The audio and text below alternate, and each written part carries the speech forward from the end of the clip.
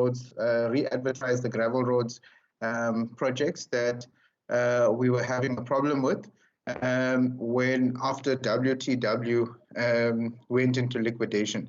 So we did re-advertise the project for those roads that needed to be completed. So what we did is we split the project up into the different areas so that we could get multiple contractors to implement the project compared to previously where we were having one contractor. So we split it up into 3 areas. One was the Sedgefield area, the other was 2 different projects in the northern areas. The one contract, or all 3 of the contractors were awarded for implementation. We had kickoff meetings for all of the projects. The project in Sedgefield, the contractor is proceeding. The contractor that was appointed to do the 2 projects in the northern areas, subsequent to being appointed and us having the kickoff meeting, has now withdrawn from the project. He's given us an indication that he's no longer able to proceed with the project. So we've tried to engage with the contractor and see the reason why he has withdrawn, or to try and ask him if there's no possibility that he could continue with the project, and he's just not responded on that issue. So the legal department has issued him with a termination on that project, and that's where we stand at this stage, Madam Speaker. Thank you. Thank you, Director. Can I have a follow-up, Speaker? Yes, Senator Crouch. Thank you. So is there any way that we can at this stage say that this project will continue when this project would be able to continue during this financial year?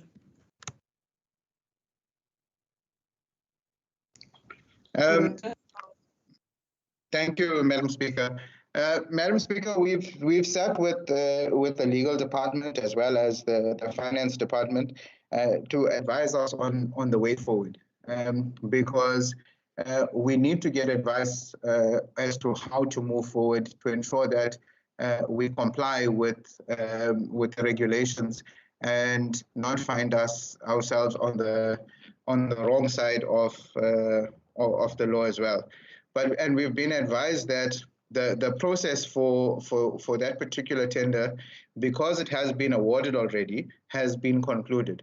So what needs to happen now is that the project needs to be re-advertised. But we've had a discussion with the CFO. He's advised us that the process of advertisement can be reduced from the normal 30 days or 21 days that normally goes through, and it can be advertised for a period of 14 days. So we've agreed that it will be a staggered tender. The one tender will go out next week, and there will be another tender that will go out the following week to re-advertise those roads projects for the WTW tender. But there are other roads projects under the MIG gravel roads project that have been advertised already and will close in the next 21 days. Thank you, Chairperson. Thank you, Director. Anyone else on the item? Yes, may I see your hand is up? Speakers raise a hand here. I see your hand now, Councillor Matika. Maybe we must go before the mayor. Over to you, Councillor Matika. Speaker, can you please note me after Councillor Matika? Oh, thank you very much, Speaker. I didn't want to engage on this item because this one is a simple one on rollover. We just need to approve the rollover. But since the Councillor Crouch has raised this issue regarding those roads, Speaker, it's disturbing. It's really disturbing, and we cannot leave it lying. We cannot leave it like that, Speaker. I will not agree to that. We cannot leave it like that. This tender has been coming for the last 2 to 3 years, while the late Comrade Freeze was still alive. This thing has been coming while he was still alive. It's more than 3 years now, 2 years. And this has not been concluded. We know we are going to the local government election. People will toy each and every day because just want to frustrate. Because this thing has been coming for the last 3 to 2 years. I'm not satisfied with the answers. Really, we are not happy about this. There must be a way. There is always a way. There is always a way. You cannot go there and advertise. It's the same song that was sang in January. Remember, this has been coming since January. When WT was bankrupt, they left the site. In January, when people were not paid, we were here in this main building with the municipality. We were told that no, it can be done in 14 days. Since January, it's August now. The tender has not yet started. We are always told it's there in supply chain. This thing we are trying to say that if this tender has been cancelled, it's gonna be done next year. We are playing with the feelings of our people. Go to Bali Street there. Bali Street, go to Bali Street in Concordia. You'll see it's a mess, that road. How do we want people to take the municipality serious? We go and dig. We have dug there for the last 2 years. Nothing is happening. We're saying people know it's gonna be paving. We'll be perceived as municipality as liars. We'll be perceived as councillors as liars. Other people are saying no, because this municipality is corrupt. Maybe they've eaten the money. Now that's why the tender cannot proceed. I can tell you, Speaker, starting from next week, there'll be riots in our streets because people have been promised that this tender will proceed. We always promise. Yeah, a month ago, we were told that the company has been appointed. We went and report because people are asking us each and every day. We have a report now, the company is, now we are told that the company is withdrawn. And then they cannot go because the process, the company never started, they have never started there. So doesn't make sense now we are told that we cannot go to the second bidder or third bidder or fourth bidder. What's the process? What's the reason of you allocating first, second, third? If you are saying that if the number one will not proceed, then you cannot go to the second bidder. What's the legal process? There must be legal way. We want that thing to proceed. We cannot have this thing, this nonsense we've been told every day. We are playing with our lives here. We cannot be that. It's not, sorry, Speaker. Councillor Matika, can you just remove that ugly word that I don't like? Yeah, no, I don't think nonsense is sorry, Speaker, but let me apologize. Can you withdraw that word? Let me withdraw, Speaker. Do you want to continue? Speaker. I've withdrawn that word, sorry. Thank you. Councillor Tsengwa. Madam Speaker, thank you very much, man. Speaker, I'm not an English speaker, but I'm not quite sure. I mean, to start with, what is it that Matika said wrong when he says nonsense? You know, I'm not quite sure whether that's what he must withdraw. You know, but nevertheless. Councillor Tsengwa, is because you say you're not English. Because I think in our language, nonsense is a little bit a harsh word. So that's no, nonsense is not a harsh word, Speaker, in English. Speaker, nevertheless, thank you very much. Speaker, I think, Speaker, allow me, I just want to correct something. I said that I just ask councillors not to use that word in our meetings. Can we agree? Speaker, can I proceed? Yes. Thank you very much. Speaker, thank you very much, Speaker. I'm not going to waste time, Speaker. I think I want to share, Speaker, the sentiment. Unfortunately, I'm also coming from those areas, you know. Matika is quite correct when he says that some of the streets, if we are talking about that project of WT, some of those streets are already been dug. It's difficult for people to park their vehicles into their yards. And indeed, people were promised, and we're all promised, yes, Speaker. So I absolutely can never keep quiet, you know, and I mean, at this point in time, here we're talking about the rollover. we are rolling over money. We are rolling, instead of using money, we are rolling money over. And councillors are quite right. Some of the money which has been rolled over, it was rolled over in the last financial year because it was not spent. So where are we exactly going wrong? You know, Speaker, I just want to concur with councillors. Absolutely, unfortunately today, we absolutely cannot go back without resolving this problem. I mean, we absolutely cannot go back, Speaker. As I'm saying, that we has to make a way, or we has to make a plan. You know, all what we are basically asking, let's do things within the parameters of the law. We must always make sure that we are within, the legal parameters, you know, of whatever which are going to do. You know, if there were tender, Speaker, you know, and obviously there's number 1, number 2, number 3. Then if needs be, let's go back to number 2. And if number 1 is not fit, let's go to number 2. We can always go back to council and rectify that. You know, we can never deprive our people. Remember, one of our fundamental responsibilities, the municipality, is to provide services to our people. You know, I mean, if you go to Ward 7, where Councillor Chokolo is staying at Dingilan, it's terrible there. It's terrible. And we've been speaking to our people to say that we are, council is busy dealing with that particular situation. He was appointed, the company have left, but then we're busy dealing with that particular situation. Remember, when people are rioting, Speaker, you know, the first people which must account is councillors. It can never be correct, Speaker. So I'm in full agreement with councillors to say that we definitely need to devise a way. There's absolutely there's no way that we can be told that let's go and re-advertise for another 6-8 months. So that simply means we are going to lose this money.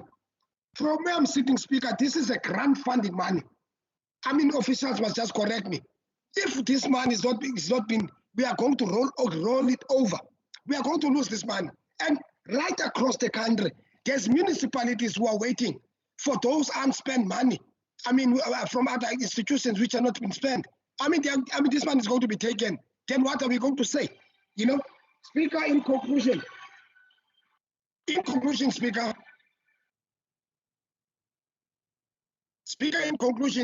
we definitely need to be advised. Otherwise, the fact that we must just go back and re-advertise, that I don't really think that we are doing justice to our people. You know, up unless and somebody can come up with something else. You know, maybe there's something which we are doing, we are not doing it right. So, Speaker, in conclusion, I think I'm in support of Councillor Matika and Councillor Krauts with regard to this particular issue. Thank you very much.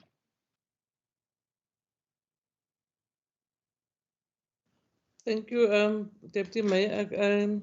I don't know if it's now the Mayor's hand or Kirsty's hand. There's 2 hands.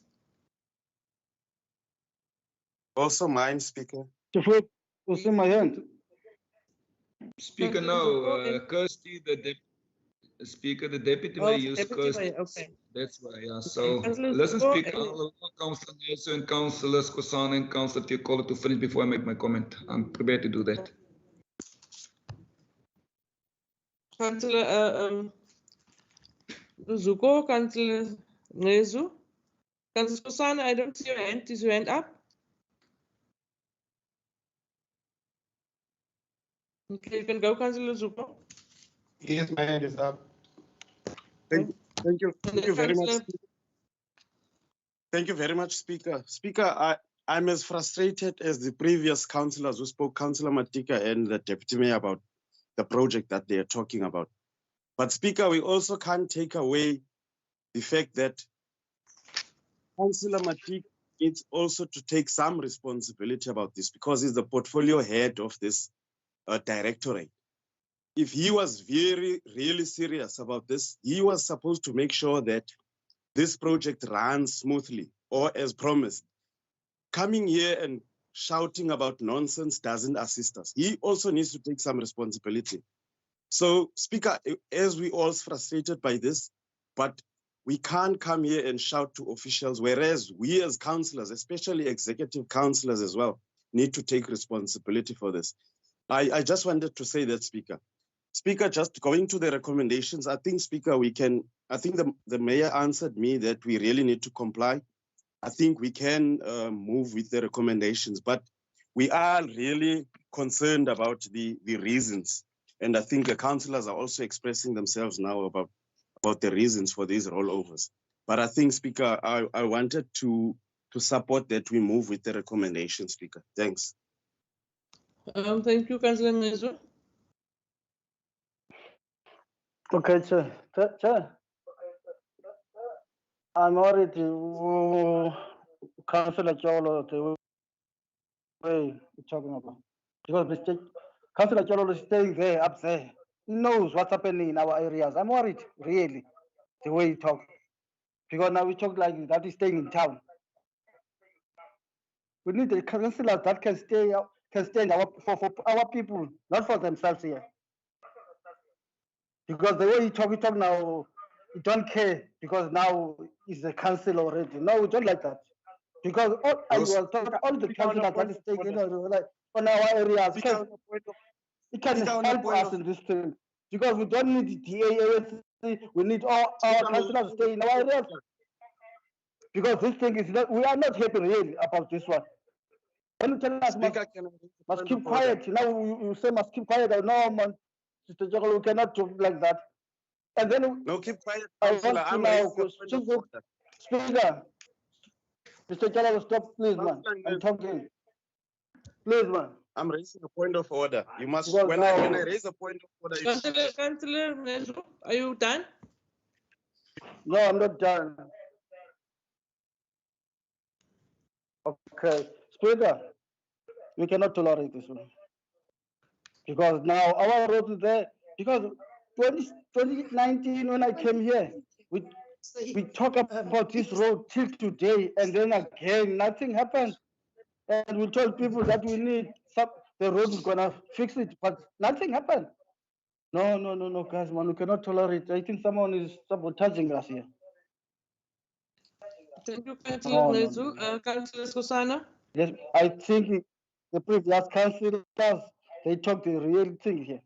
We need to do something. I think the officials must come up with something. We cannot, I mean, we are not happy, really. But please, Mr. Jogol, don't support this thing wrong. Support the right thing to our areas, please. Thanks. No, you don't listen, Councillor. You must listen.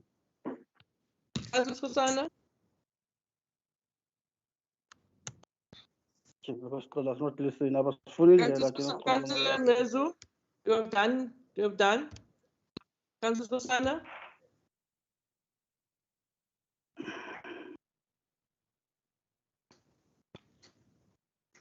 Councillor Skosana, must I move to the mayor? I think Councillor Skosana's the network is a bit slow on his side, Speaker. Just give him a little bit of time. Don't remove me. Okay, here comes Councillor Skosana, Speaker. Speaker. Yes, Councillor Skosana, you can continue. Sorry, Speaker, someone removed me. I'm out of the meeting now. I need to use my chief one. Speaker, I'm very concerned on how things are happening within our municipality. I think the FMMA is very clear, Speaker, who are sitting in the PAC and the PEC. Speaker, before we deal with the recommendation, need to be taken into confidence here. How did we come and get a company that won't be able to deal with the matter which is giving services to our own people? Now they just disappeared. It tells us that there's a problem with the people who are sitting there. How did they came there to that decision? That's one. Two, also, Speaker, we need to clarify certain councillors here in this council that irrespective of our portfolio chairs, it doesn't mean that we must go and interfere in administration. There are two things here. We don't interfere in administration. We just advise in our portfolios with our directors. And I believe that directors are sitting there to decide which company, in terms of the supply chain processes, must be given a tender. Now, directors must take us into confidence here. Why they always, when it comes to this tender, they've failed us. I think the MM must take this matter very serious and call these directors because they are playing with us here. I just wanted to raise that, Speaker. Please, Speaker, because Speaker, I don't want to go further because we're dealing with this matter now. But there are serious matters that I will always like to bring it to the fore, to the MM and to the mayor, that if we don't deal with these matters as soon as possible, because there are managers also who feel that they are superior than their directors here in this municipality. We got services that don't continue in our areas, but this is not a platform to discuss it. But if the MM and the mayor don't take these things, deal with these managers and directors, we're going to have a problem here in Knysna. It's worse in our northern areas because things are not happening while we have budgeted for staff. From our own budget, up to now, we're going to do rollover, but people don't want to implement projects in our areas. I just wanted to raise that. Thank you. Thank you, Councillor Sane Maya.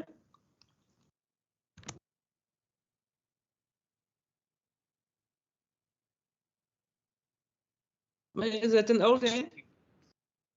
Speaker, no, I think I just now need to respond. Speaker, I just love the passion which Councillor just showed now relating to service delivery issues. And let me rather speak slowly this time because I don't want to rush into this whole issue. Again, I want to re-emphasize, Chair, I just hope that in future that Council will show that same passion when they discuss all these things. And I normally ask them, and I'm not talking to Portfolio Council only here, all councillors, at the Section 80 committee meetings, deal with the issues sufficiently. Because that is where the robust debate and discussions took place. The mere fact that I raised at number 11, 12, 13, and those three, Chair, is because the reasons given for rollover. Just remember, this is information that goes out to the public. And as a normal citizen, then you read when these are the reasons, because a tender was awarded on the 31st or the 5th, 2021 for an amount. If that is the reason, Chair, then surely any person asks, aren't that the end of the financial year? How do you plan as a municipality that you only have a tender awarded the last month of the financial year? So the question would have then therefore be, would that be the correct reason that we agree or approve in council, knowing that there was a lot of other issues that happened prior to that situation, which actually end up in that happening on the 31st of 2021. There's the only reason I've raised this issue, Chair, because when you look at GS Councillor Tiakola quite rightly said, we need to approve the reasons for the rollover.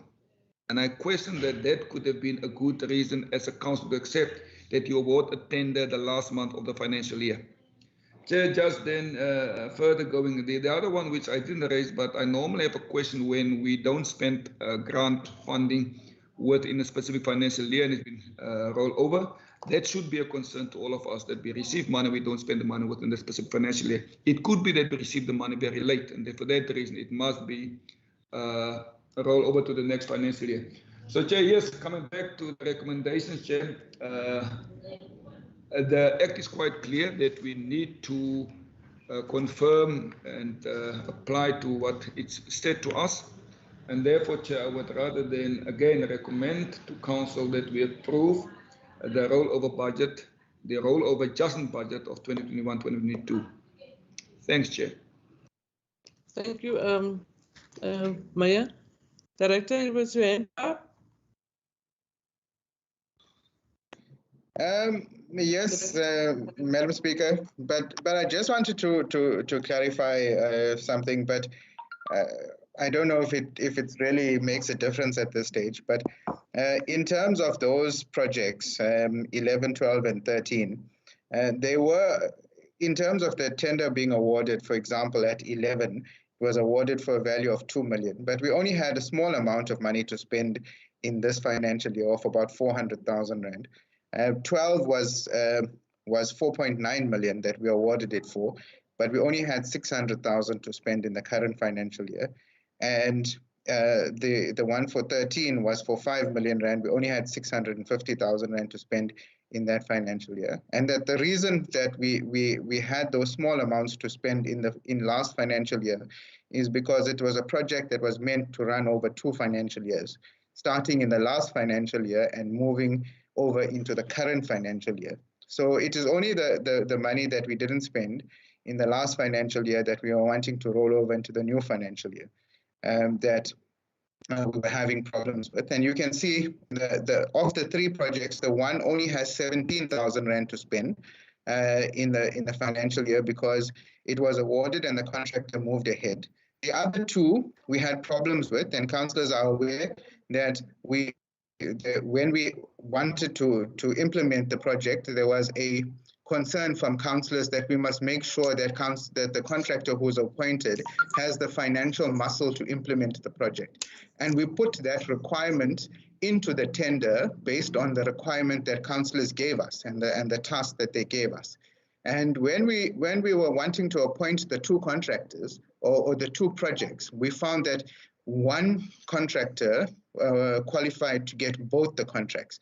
And then as a result, we had to make sure, as per council's requirement from us, that we made sure that the contractor had the financial muscle. That meant that we had to give him an opportunity to go away and provide us with an opportunity to, or provide us with a bank rating to confirm that he had the financial muscle to do that. And that's why there was a bit of a delay and why we didn't spend that 300,000 or 400,000 Rand that was on each of those projects. So that is why we asked for that financial rollover on those projects.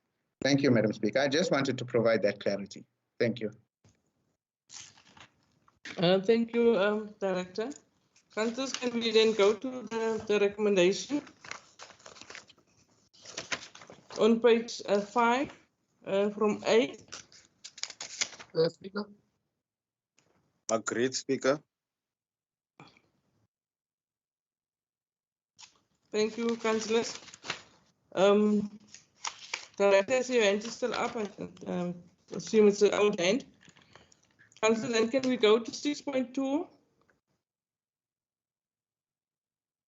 Compilation of the 2020-21 annual financial statements, and it's on page 46. Councillor Matika, is that an old hand?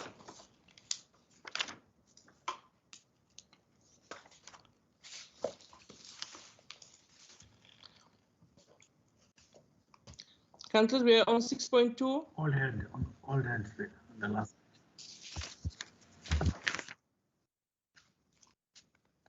Agreed, Speaker. 6.2, there's a recommendation A, B, C. Can we go with that recommendation? Agreed, Speaker. Yes. Thank you. What's happening to the other councillors? Agreed, Councillor, are Speaker. you all in a meeting? Yes. Agreed, Speaker. Agreed. Yes, Speaker. Yes, No, we can move, Speaker. Speaker, we can move. I need voices. Then we go to 6.3, irregular expenditure for the 2020-21 financial year. Page 59, Councillor Matika.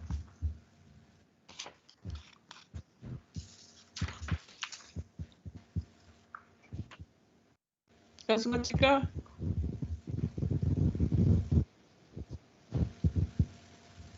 Speaker. Your hand is up and Councillor Crouch, your hand is up. Speaker.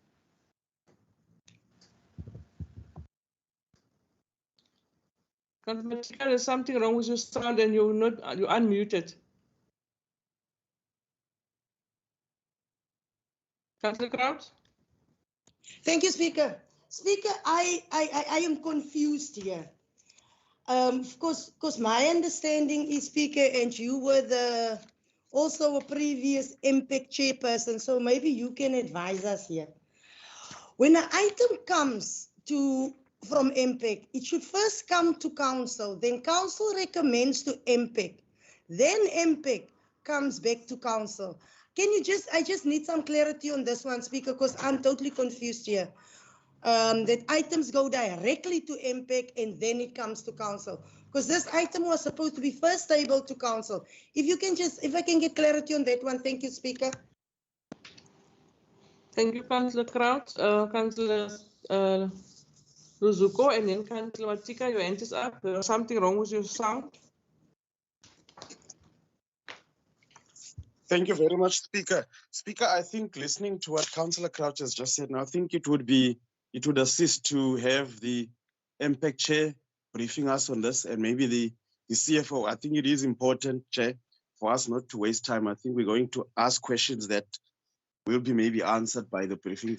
And then also, I think it is important that we really deal with the explanation on this, because at times when you deal with irregular expenditure, the public at times seem to think that when you saying that irregular expenditure must be written off, it's just money that's going just straight down the drain. So I think it is important that we get a proper brief on this, so that even the public out there understand it, Speaker. Because I also do understand that yesterday there was a special MPEC meeting. I couldn't attend it because I had a council meeting in the district. So if we can have that and deal with it properly, and so that it can assist people outside there. Thank you, Speaker. Thank you, Councillor Luzuko. Councillor Matika. Matika. No, thank you very much. You see, the officials are quick and easily to come and because of other, we must just note other irregular expenditures. When we want service delivered in our areas, there's always red tape. Now we must come and note, Speaker, this item is done incorrectly. This item should supposed to have come to the council for us to refer it to MPEC for investigation. Then MPEC supposed to do recommendation to the council after investigation and said, these are the recommendations. These are the reason we are saying that this money is going to be irrecoverable. This money, 63 million, is going to be irrecoverable. These are the explanations from MPEC, not us making recommendations. And then MPEC is just noting, items come to council, council refer the item to MPEC for investigation. Then the MPEC will make its own investigation and recommend to the council. For us, not for us just to come and write off. I'm not going to support just anything we must just write off. We just write off. Council, MPEC must give us recommendations, not noting only. Listen, we note, but these are the recommendations we recommend to the council. That council must write off. This money is irrecoverable, A, B, C, D.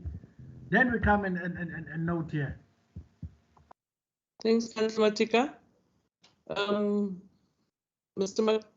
Councillor Maketa, can you say something on the item? There was questions asked. Yes, thank you, Speaker. Yes, thank you, Speaker. Yeah, Councillor Tiokola is correct. We had a special impact meeting yesterday, and we were a quorum where we've discussed this item, and then unanimously decided that it should be referred to council to discuss this morning. So I will give over to the CFO just to take us through and brief through this specific item. Yeah. Councillor Maketa, can I just ask also something to yourself? Is that that you agree that this item, you didn't approve anything in your meeting because there was no, the item was not referred to you by council. So you are asking us that you are saying to us that this item must now first come back again to council for it to come back to you. Speaker, I will be guided by council on this. Okay, thank you. Councillor Matika, no, I don't like what you're doing. Councillor Matika. Oh. Thank you very much, Speaker. Speaker. I haven't given you a chance. Because you are just calling me when I'm busy speaking to Councillor Maketa. You must put your hand up. I will recognize you. Councillor Kraus, your hand is up. And then Councillor Matika. Okay, thank you, Speaker. Speaker, mine is this, Speaker, and I stand with this. This item was supposed to come to council first, then council recommends it to MPEC. MPEC does its investigation and come back to council. So, Speaker, from where I'm standing, I am not supporting this recommendation. Speaker, this item must go back to MPEC for investigation. And then, Speaker, it must come to council. Thank you. Matika? Thank you very much, Speaker. Speaker, that's what I wanted to clarify. I wanted us to change the recommendation. The recommendation should be that we note as a council, we note, and then we refer this matter to MPEC for investigation. Then if it's urgent, then another special council meeting must be called next week where MPEC will sit procedurally. We're talking about process here, procedure. This is how it must be. Council refer the matter to MPEC. Then MPEC, not officials, refer the matter to MPEC. Then we must just note, it must come to us. Officials must refer the matter to the council. And then as a council, if we see really, we say, okay, let's refer it to MPEC. Then MPEC will refer the matter after they went through with their meeting. They refer it back to the council and say that these are the recommendations. Then we say as a council that the council, we approve or we don't approve. That's what we want, Speaker. We understand that the MPEC said yesterday, but we are saying procedurally, it was incorrect. It was supposed to come to us. Now, people want us to rush issues because it's favored them. Thank you, Councillor Matika. Director, your hand is up. I don't know, the CFO. Yes, Madam Speaker. I think the CFO will also get in here the reasons provided for this item to go to MPEC. It's because these are historical matters that come from the previous financial years, which were emanating from the piggybacks that were done for those particular tenders. So it's not as though they are new items, but they have an impact on these financial statements for the current financial year. But then the CFO will also make an input here as to the urgency of the matters to be dealt with by council. Thank you. Thank you, Director. I can also just mention to council is that this is not the first time it's been happening like this, because when I was a chairperson, there was also items that went direct to council, and the AG actually advised us that those items must go back to MPEC, and MPEC must refer them then, make a decision and bring them back to council. So I think this is going to happen the same with this one. If we don't do it procedurally right, the AG is going to pick it up and tell us that it must go to MPEC. MPEC must make a decision and then advise council. So I just wanted to say that, councillors. Acting CFO.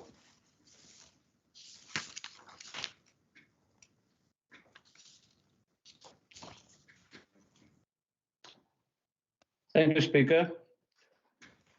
Speaker, I hear what they are saying, but if that was a practice in the past, it doesn't mean it is correct. I submitted this item and I asked yourself and the mayor, can I submit this item to council this week and to a special impact so that we can write off this irregular expenditure in the notes to the annual financial statements? Because it's not money written off, it's a disclosure note in annual financial statements, and you need to write it off, otherwise it stays there as irregular expenditure. Now, in terms of council's approved policy on unauthorized, irregular or fruitless or wasteful expenditure, paragraph 15 of that policy, the role of the council committee, which in this case is MPEC, is to, in terms of section 74 of the municipal budget and reporting regulations, is to investigate any the recoverability or otherwise of any irregular, well, unauthorized, irregular, and fruitless or wasteful expenditure. And when they investigate, they must submit a motivation explaining its recommendations to council for a final decision. 15.2 says that the accounting officer must provide the information to the committee, which is the item. The item there in front of us has got all the information needed to make the resolution on. And then 15.4 of the policy say it should be noted that council is required by resolution to certify that the expenditure concerned is considered irrecoverable and that it should be written off. That is the recommendation. So I believe whatever the process we followed is not, the Auditor General will have no problem with that.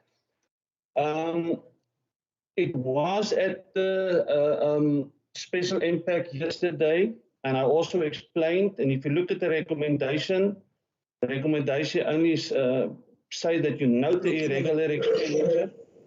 Recommendation B says that, remember it's a recommendation of the municipal manager to the impact committee that they recommend to council that this irregular expenditure will be written off.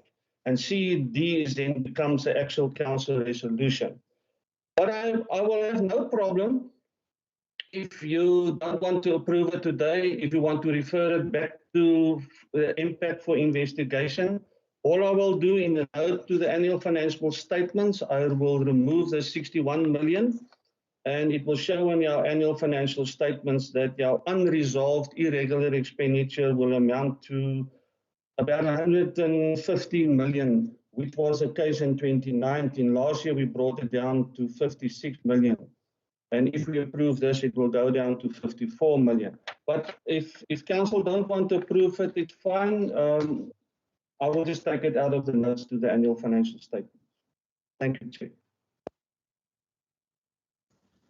Thank you, Councillor Mr. Carstens. Councillor Luzuko and then the Mayor. Thank you very much, Speaker. Speaker, I don't have a problem with the process of having this item here in front of us. But I think when I was also thinking that we were going to, what is missing in front of us is what MPEC recommended yesterday. What was their actual recommendations? That is what we're supposed to have here. To say that this has followed this process, MPEC is recommending this to council. That is the only thing that's missing in front of us, Speaker. So I think if we can have that, that's why I asked maybe the chairperson of MPEC will talk on this. That's the only thing that's missing, is that what is MPEC saying? Because if you look at recommendation B, it is clearly stating that MPEC should recommend to council that this is what's happening. And that is the only thing that's missing. So I just wanted to raise that. Thank you, Councillor. Councillor Maya.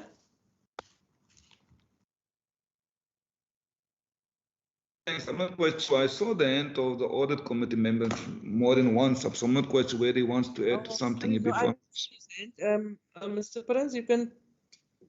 Thank you for that, Maya. I didn't see his hand. Thank you. Thank you, Speaker. Yeah, Speaker, I just want to say on our advice on this point is that the point of the irregular expenditure, it is an important point because it will have a qualification in your audit. We will have a qualification on the audit if if the CFO does not disclose it properly in the financial statements.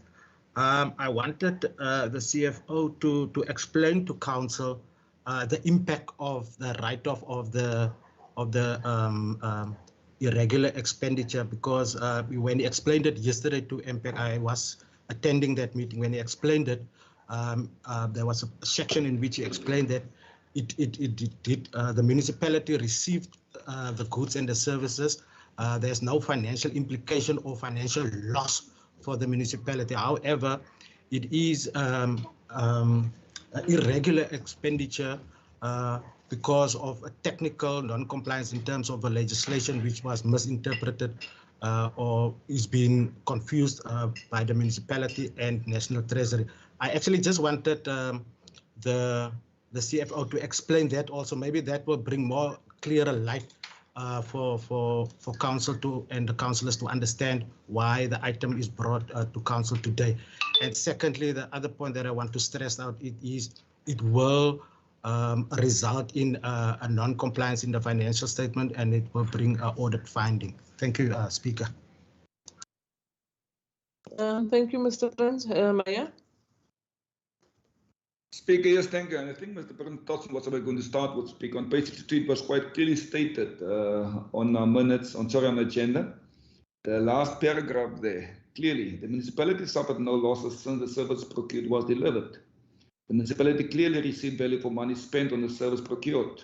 The regular expenditure to be disclosed is simply just of a technical nature. No person, political office bearer, or office of municipality deliberately or negligently committed, made, authorized an irregular expenditure and can be held liable for that expenditure. I assume, therefore, Chair, that it was on that basis discussed at MPEC. And for that reason, it would be then how MPEC make a recommendation to council. But Chair, the one thing, and I think where councils were very upset, and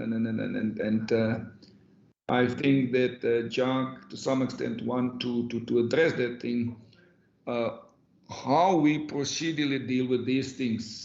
And I think there's probably a gray area in that regard. Because the argument is whether it should go MPEC first or first to council to send to MPEC for what reason. But my normal understanding, the way that you operate with MPEC and council, if there is a clear indication that there is some sort of investigation that needs to be done, council needs to take the decision and then send to MPEC to investigate. If there's any regular expenditure or fruitful wasteful expenditure, and the council needs in the discussions to send to MPEC to investigate, that would be under the decision of council. But I think, Chair, again, there's a grey area there. Wat kom eerst, die eier of die keken? But I'm happy with what is in front of us, Chair. And I think we as councils just address that issue. But, Chair, I don't want us to end up in our annual financial statements. And as the audit chairperson has said, don't get red or black marks in your AU report if you could have prevented it by just take a simple decision. Thanks, Chair. Thank you, Mayor. I think, Mayor, maybe I'm reading this thing. I don't want to say like I'm reading it wrong, but I think the only oversight here or the problem here is that this item especially went to MPEC. For MPEC to recommend to council. And I think that is the only thing, and I agree with Councillor Luzuko if we say that is the only thing that's missing in this item is that the MPEC is not clear saying that as MPEC we recommend to council. That is the only thing that is short in our recommendation here. I see Mr. Carson's hand is up.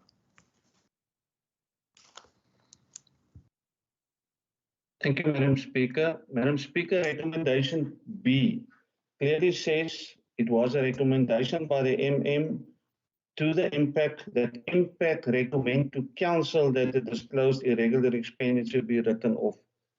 So the question is now... Can I just maybe, let's go to recommendation B. Yeah. Yeah, maybe recommendation B, we need to then correct it, because if MPEC agreed on what you've asked them, but that you and the MM and the mayor have asked, then it must be in here that MPEC, another sentence, and then we put the other ones down. If that's the case, that MPEC agreed that this must be written off.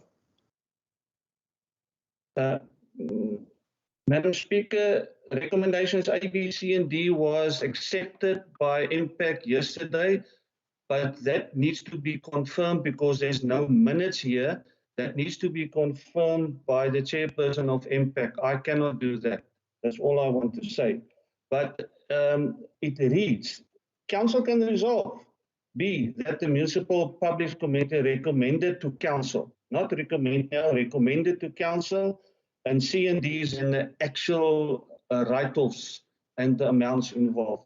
So the only change you should make is that the public committee recommended, but that you need to confirm from the MPEC chair. I can't do that as an official.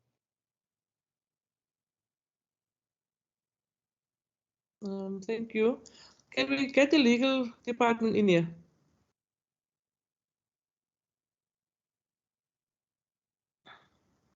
Or maybe Carl, can you assist us?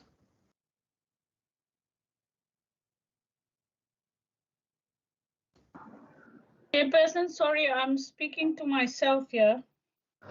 I see I don't know if the acting MM wants to respond. Her hand is up. So I'll let her go first, Speaker. Yeah, yes, acting MM. No, she can go first, Speaker. I don't mind. Okay. Ms. Paulson? Thank you, Speaker. Speaker, councillors would recall that we have dealt with this matter before in terms of irregular expenditures in the previous financial year. Councillors would specifically recall that we resubmitted one of the matters that was never investigated by council, but simply dealt with by the acting MM by submitting an item directly to council, where it was raised that there was a procedural misstep on behalf of the municipality, in that the irregular expenditure was not submitted for an investigation by a council committee, which is MPAC, to certify those amounts as irrecoverable and to be written off. So procedurally, what is required is that you correctly hold that the MPAC committee must express itself as to whether or not, after having considered the items before them, certified to council that the amounts are irrecoverable and written off. Again, councillors would recall that a very lengthy recommendation and report was submitted to yourselves by the previous CFO, Mr. Memani, explaining the objections that various municipalities had together with Provincial Treasury, that they did not agree with the Auditor General with their interpretation of the Blue Nightingale case, which gave rise to numerous piggybacking tenders in terms of Regulation 32 being regarded as an irregular expenditure. And if you look at the report in front of you, the expenditures now are such expenditures where piggybacking tenders were used in the procurement of those services. So again, we sit with the AG's position and the interpretation of Blue Nightingale, which renders all of these piggybacking tenders to be irregular expenditures. In addition, Speaker, the Audit Amendment Act now, even if council certifies these as irregular and to be written off and irrecoverable, the AG still has the powers in terms of the Audit Amendment Act to come back and say they disagree and these monies should be recovered. But you are correct, Speaker. If we are to comply with Section 32 2B, MPAC needs to certify, and they need to then make a recommendation that they certify this as that they need to investigate, and then council certify on their recommendations that the amounts are irrecoverable and that they are to be written off. Thank you, Speaker. Thank you, Ms. Paulson. Carl, Mr. Matthias. Thank you, Madam Speaker. The report in front of you is a report of the acting CFO, and the recommendation is that of the municipal manager.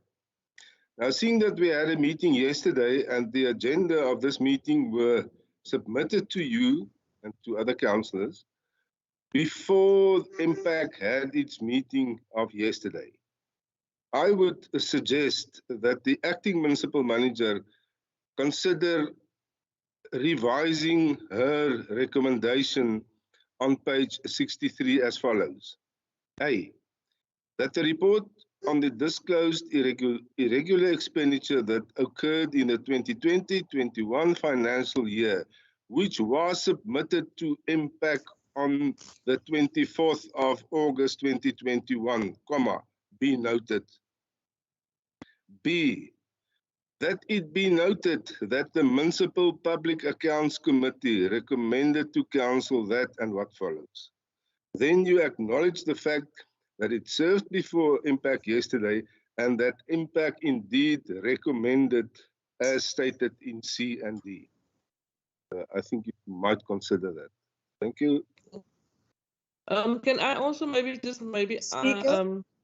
ask that can we get a copy of that recommendation from MPAC, and can it be put on the screen for us? Speaker. Yes, Councillor Kraus. I don't like you calling me. I must note your hand. Councillor Kraut? Thank you, Speaker, for noting me. Speaker, I would recommend, Speaker, that instead of sitting here the whole day on this MPEC matter, that it goes to MPEC. MPEC needs to do what they would need to do. See, Speaker, what we are now doing here is fixing the mess of the DA. This was done in the DA's time. We can never run away from the Speaker, that we now need to fix the mess of the DA. So, Speaker, I would say, if you can just give MPEC time, take the item back to MPEC, and we have a special council meeting, preferably before the end of the month, so we can then deal with this matter and approve it as such. Thank you, Speaker. Okay, Director, I see your hand is up. Yes, thank you, Speaker. Carl has covered me in terms of what I wanted to raise. And in terms of the recommendations that are in front of Council now, these are the recommendations that were before MPEC. But as Carl has said, this agenda went before the MPEC set, and therefore, hence we are now rephrasing the recommendations so that Council is acknowledging that these are the recommendations from the MPEC meeting that was held on the 24th of August. So as we stand, Speaker, here, the amendments that were being recommended by Carl, I was supporting because we were to rephrase so that they suit the situation of MPEC as recommending to Council. Thank you. Thank you, Director. Councillor Kraus, your hand is in old hand. Okay, Speaker. Okay. Councillors, can we then on page 63 there was a amendment on the recommendation from Mr. Matthias, and then the director is also now confirming that what he was saying. Are we going with the recommendation as amended?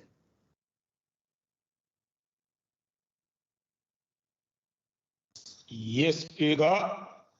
Okay, can Councillor Kraus, your hand is up?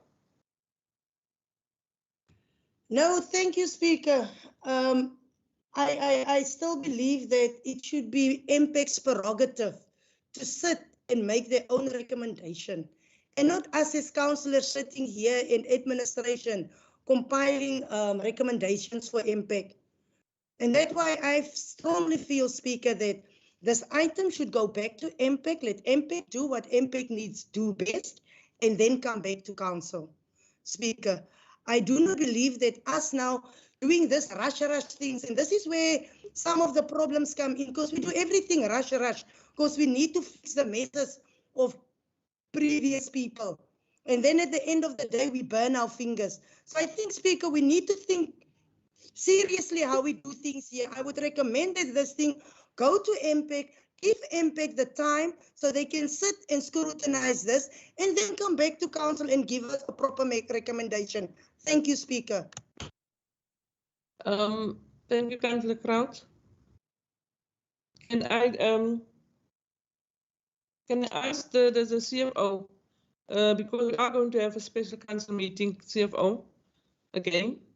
I already now have had confirmed that we will have one. If that special council meeting can the item be then in that meeting, will that be okay, or will that be too late? Chairperson, I'm confused because MPEC did sit yesterday, they did apply their mind, and then they took a resolution. That's the CFO I've asked. I just now asked that the MPEC chair can give us their recommendations. If they've got it, they need to give it to us, so it can be part and parcel of this recommendation. That's why I'm asking. I asked that we get the recommendation from MPEC.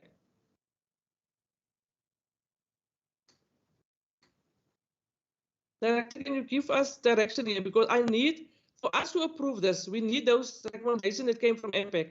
because this item is served before them, and this item is now here. Let's not waste time here. Speaker, Speaker, can Yes, you okay. allow me before the director, please? Okay, Councillor Wolmerans, yes. Speaker, can we ask the impact chairperson to speak? Why is he then so quiet? He's asking the finance chair to speak, and now the director corporate needs to speak. But what I'm hearing is that the CFO is asking for the director of impact to give the outcome of yesterday's meeting, the recommendations. So why can't he just say, this is what we have decided, and this is... I've also asked that when we started. The only thing short here, Councillor Wolmerans, is those minutes. Yes, but thank you, Speaker. Can we allow the chairperson to say something or to raise his voice or whatever he needs to do? He is ultimately the chairperson of impact. Thanks, Speaker. Yeah. Thank you, Director. No, thank you, Speaker. I was going to say the impact chairperson could just confirm that these are the recommendations that were coming from impact, emanating from the meeting yesterday. Because I can tell you now, these recommendations, just because they were the item went before they said they endorsed the recommendations, but the chairperson should just confirm, Speaker. Thank you. Thank you, Director. Mr. Maketa, Councillor Kraus, and Oldend.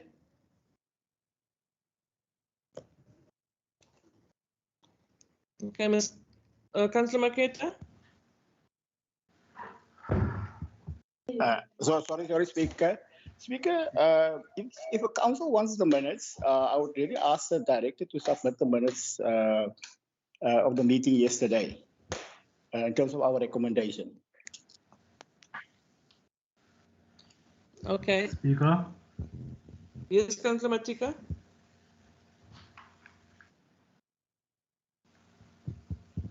Yeah, we go with the amendment. Okay. We must note that this is a DMS. That's why they are quick to support, because it's their mess. We must note that this happened at the time of the DA. But we go with the amendments. Thank you very much. Councillor Matika. Thank you. I've heard you. Councillors, I think we the only thing that is missing in this item, we need the recommendation that came from MPEC to be part of this recommendation. So we will have to include it here, even if we put it in a separate page because we need evidence that it was in front of MPEC. So we are saying that we agree on the amended recommendations. If I hear you correctly, Councillor. Agreed, Speaker. Thank you. So we agree that those minutes must be must come to the administration so we can make it part of this recommendation.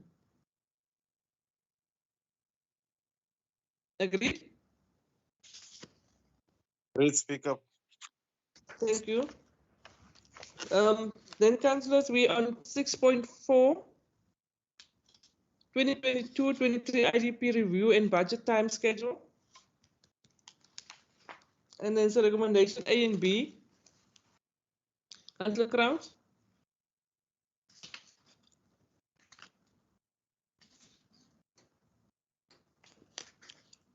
Councillor Kraus. Speaker.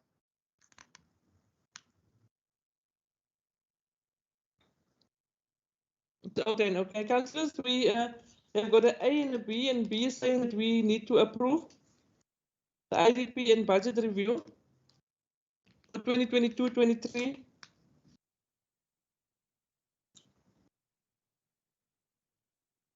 Councillors?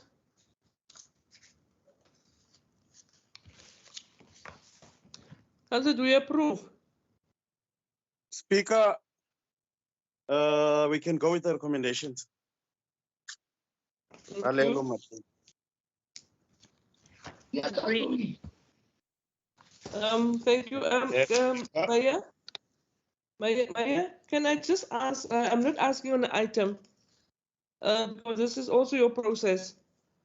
Can I just ask, if we are going to do the review again, is there a, can we have maybe a meeting with the department to outline how we're going to do it? Because you remember we in COVID, and the last IDP process, we couldn't do it because of COVID, and we couldn't have a in-person process with the communities, which is, to me, is a very serious issue. So I really need councillors and I think administration so that we can come up with a clear plan how we're going to do this review this time around. It must not be something that's just on paper, it must be practical this time. And we must come up with means that we can go to our communities and engage them on this whole process. I just want to make a note of that one, Mayor. Thank you. We on 6.5. Alignment of the one. Speaker. Yes. Speaker. Speaker. Yes. Sorry, I didn't want to shout. Put up your hand. That you can go, Councillor Skosana. Right, but Speaker, IDP, I also hope that the manager will be able to take us through this process, because as you correctly said that there are challenges under the Disasters Act that we cannot meet, but I honestly believe that we can meet if the department and budget can meet and outline finances in terms of if we break down our wards, numbers that need to be attending meetings. But I need to understand, Speaker, because at the time of Dr. Kratz, we've cut overtime. Now, sometimes you find managers that are able to come and attend our meetings, who want to come and attend our meeting. Basically, even in our areas, normally it's housing issues. But we find out people won't be able to come because at the end of the day, there is this issue of overtime sometimes. Also, Speaker, I think we need to be honest in terms of our IDP. First, Speaker, when we deal with IDP, because IDP is a cornerstone of our service deliveries in our areas, Speaker.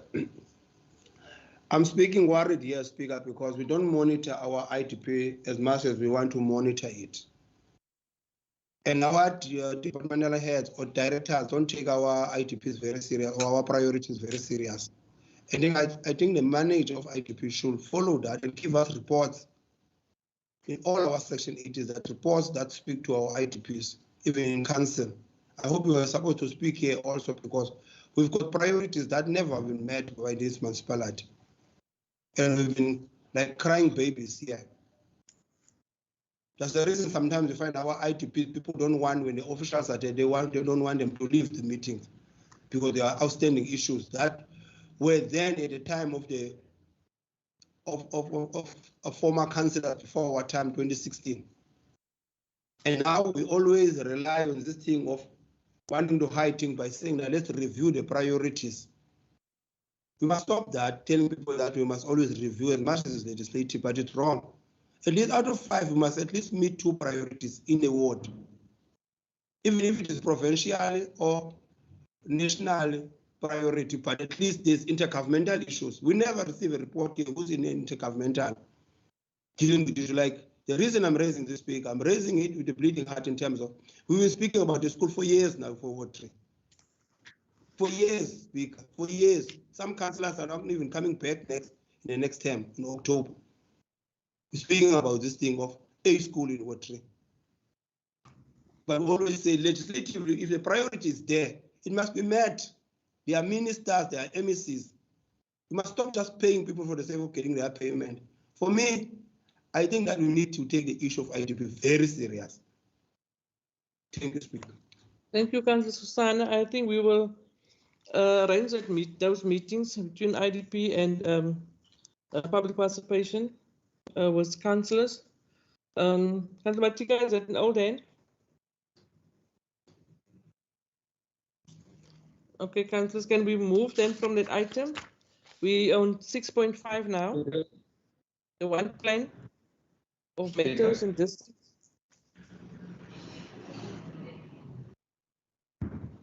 Speaker. Mayor? No, Speaker said there's a lot of hands still up, and mine was up a long time ago, even before my good councillor Skosana. Because you've raised your concern, Speaker, if I may go ahead with your permission. Yes, Mayor. Speaker, now you raise your concern, and you're quite correct in saying that what happened last year was not ideal. The way that we dealt with public participation. On page 79, it's clear indication what should happen. And I'll just read the first paragraph of that, and that should happen now. Public consultation forms an integral part of the IDP preparation and the formulation process under direct leadership of the political heads of the institution.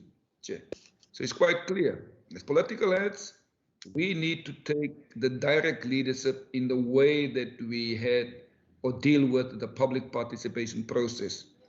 And COVID regulations taken in consideration, Chair. This time we need to make sure, and we went out of our way to make sure that we get our public involved in our consultation process, and that political leadership start taking ownership for that process, Chair. Thank you very much, Speaker. Thank you, Mayor. The Director, the range is up. Maybe it's an old end. Councillor Matika, is that a new end? We're on 6.5 now. Okay. No, Speaker, I was going to advise on the administrative processes, but it's fine. The Mayor has dealt with that, which is on page 79, which I think then those structures should just sit to chart the way forward in terms of the public participation. Thank you. Thank you, Acting MM. We're on 6.5. The alignment of the one plan of metros and district was the 5-year integrated development plans.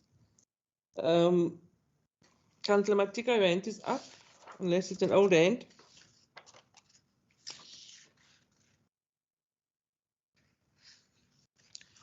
Councillors, we've got the recommendation on page 93. Noted, Speaker. We are noting it. Then we go to 6.6, councillors. Maya, your hand is up, or it's an old hand? It's probably not there's one thing about the district councillor, Speaker. I just always want to quickly note items that where the district municipalities involved. Speaker, I've got a few concerns here, Speaker. Just remember, on my entrance to the office, it stated the executive mayor, underneath it, aka the Integrated Human Settlement Department. And I didn't put that to be funny, Chair. I put it there because 80% of my daily task deals with housing, integrated human settlements, Chair.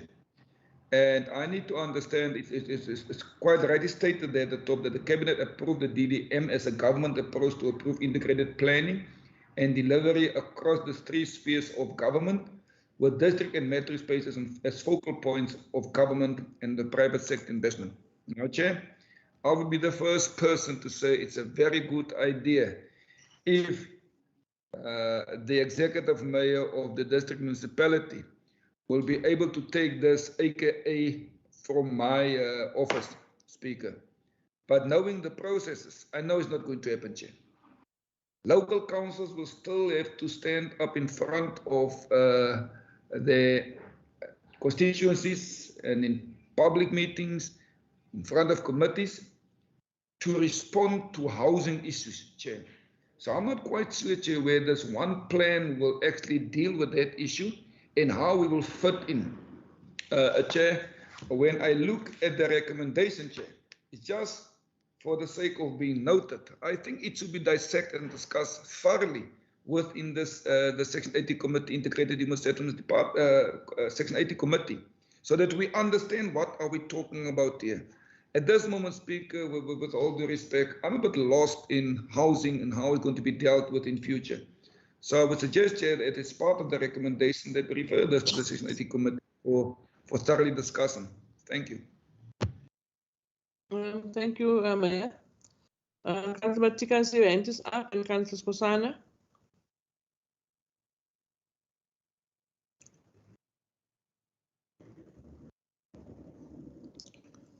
Are those then Councillor Matika and Councillor Skosana?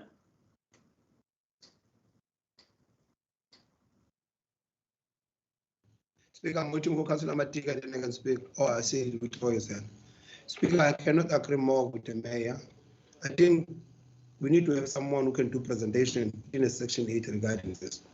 We need to be honest here. As much as it gives, it's been wording nicely that things will happen smoothly. But the first drop is always the word councillors and the administrators in our areas. It's always when it comes to housing.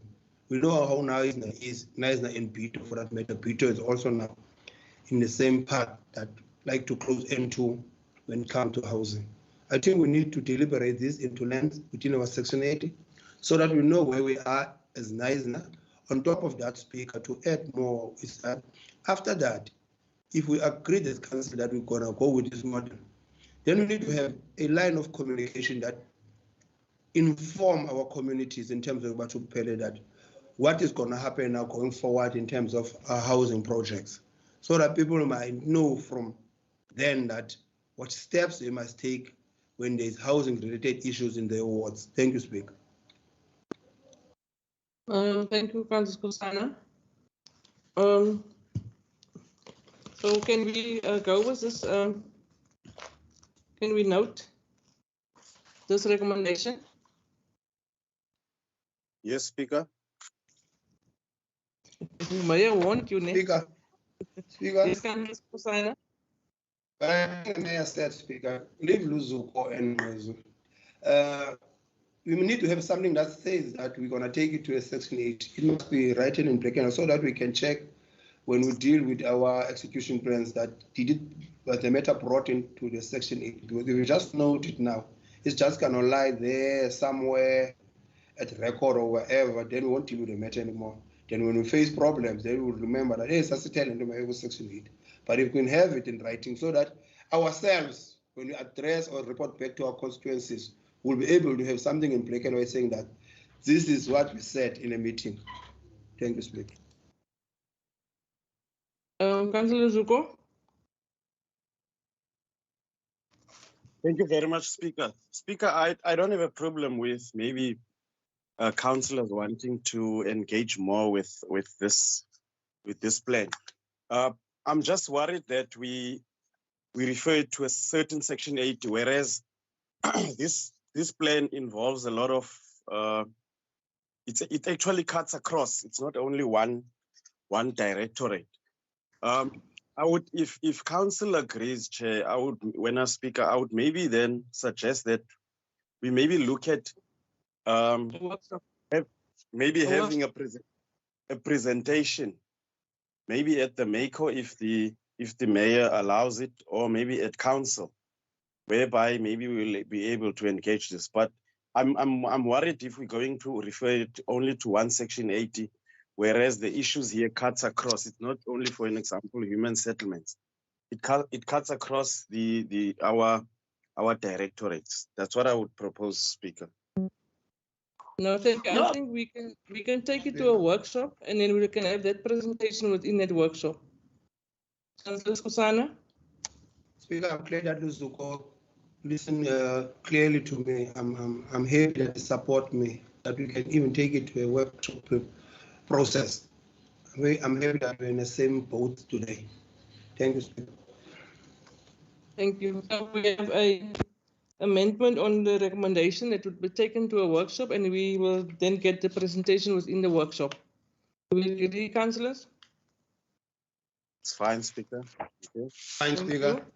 We can move, Speaker. Thank you. Do we go to 6.6? My hand is up, Speaker. Yes. The appointment of the acting director, integrated human settlement. Councillor Skosana, your hand is up. Thank you, Speaker. Speaker, I propose the name of the same person. Is it Mrs. Lindy Lepetuna or Mr. Lindy Lepetuna? I don't have my glasses with me now. Mr. Lindy Lepetuna, Speaker, to serve there for a period of 6 months, Speaker. The Assistance Act allows you, Speaker, to have someone for a period of 6 months. If you read Section 56, see a person appointed in terms of may not appoint, it have a provision to say that, Speaker, that a municipality council may, in a special circumstance and in a good cause, show apply to the MEC for local government to extend the period appointed, which I'm moving for a 6 month, Speaker. We can apply to the MEC. So that we have stability, Speaker. This thing of chop and change doesn't assist us, Speaker. Let's have stability now, building stability in this municipality. Thank you, Councillor Kosana. Councillor Lusuko. Thank you, Speaker. Speaker, looking at the challenges in that directorate, and also if you look at the capacity, for an example, now you've got the actual manager who's supposed to be the manager in that department acting as a director, which leaves a vacancy in the manager's office. And also, as you would know, there's some vacancies in that directorate. You had people resigning, and I think at some point the acting director complained about not having a full capacity in that directorate. I would propose, Speaker, that we mandate the municipal, the acting MM to approach the provincial Human Settlements Department for a secondment.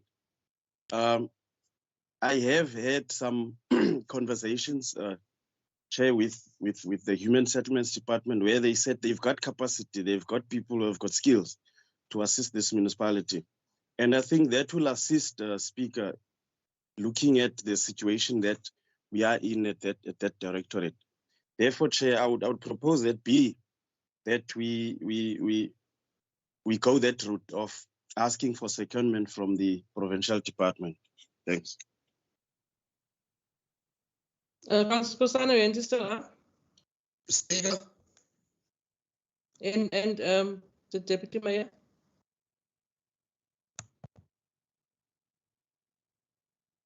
Councillor Kosana? Okay, it's gone. No, Speaker, you can give to the Deputy Mayor. I already spoke. Sorry, man. Give it to the Deputy Mayor. What councillor in waiting? Speaker. Yes, Deputy Mayor. No, Speaker, thank you very much. Speaker, Councillor Kosana, I've made a proposal that we retain Mr. Petuna as acting, and I support that proposal.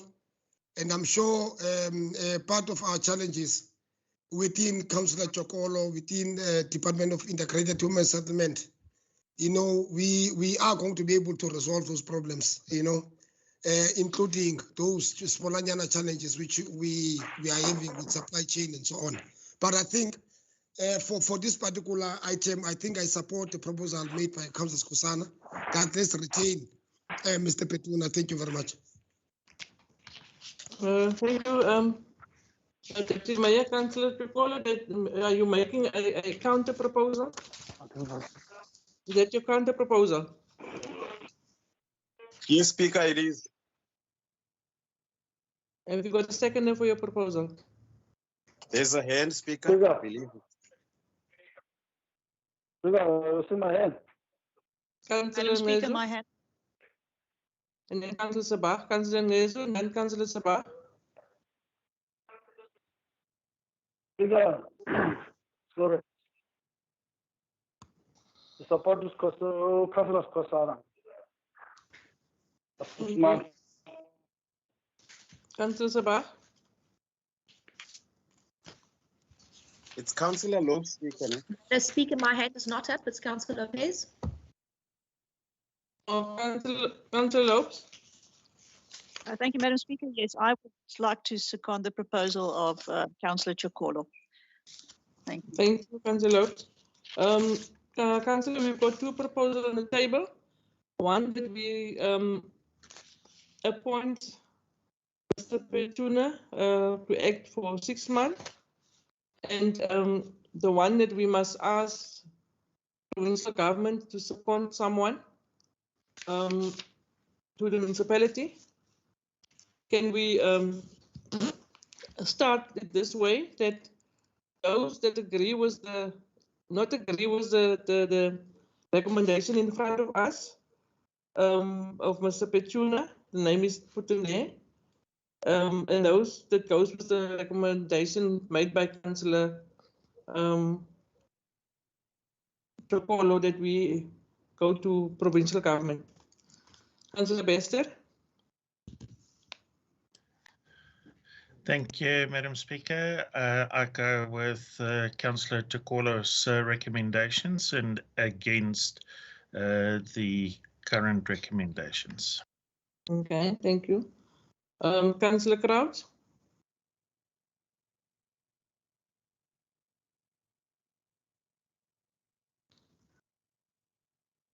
Councillor Crouch.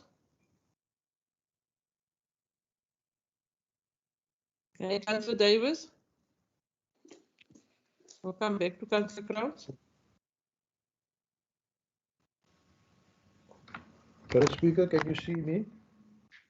I can see you. I see it's Blue Wednesday. Okay, I support the recommendation of Councillor Chokolo. Thank you. Thank you.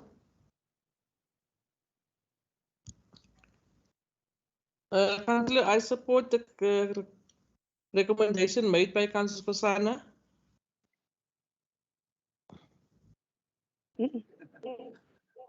Councillor Crouch. Speaker, I support the recommendation of Councillor Kosana. We retain.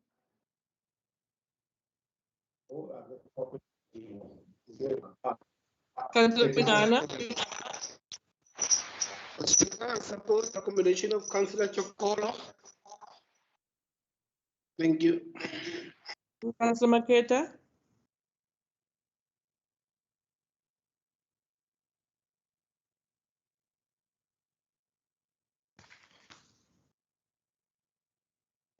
Councillor Lopes.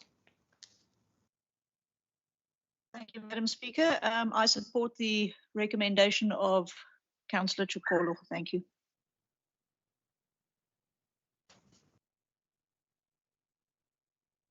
Councillor Pinana.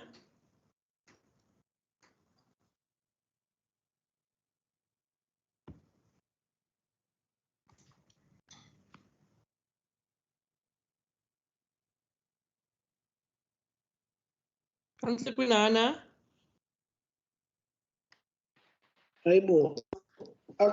Again, Speaker, I'm supporting the recommendation of Councillor Chokolo. Camera. Turn your camera. I can't put my camera, you can't see me. No, I didn't see you. Okay, now? I see you now. Okay, thanks, Speaker. Thank you. Councillor Maketa.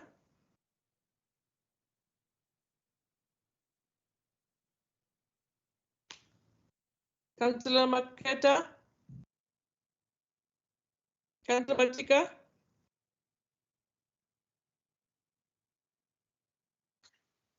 Sorry, Speaker. Councillor Maketa. Yes, I support Director Chokolo. Your sound is Speaker, can you hear me? No, your sound is very faint.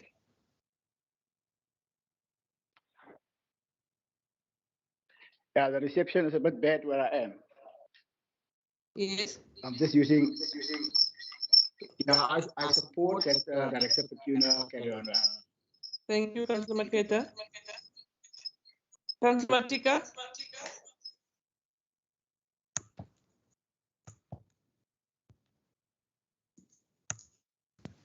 Speaker, I support Councillor Kosana. Thank you very much. Recommendation. Thank you, Councillor Matiwana. Speaker, the trust Kosana good recommendation. Yeah, Thank you. Councillor Naki. I support Councillor Kosana's recommendations, Speaker. Thank you, Councillor Nezu.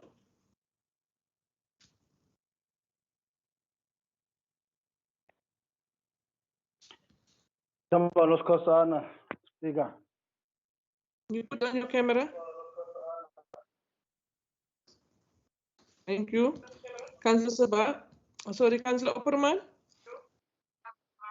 I support the proposal of Councillor Skosana. Thank you. Councillor Sabah. Hi, Madam Speaker. I support the proposal of Councillor Tiakola. Thank you. Thank you. Councillor Lase.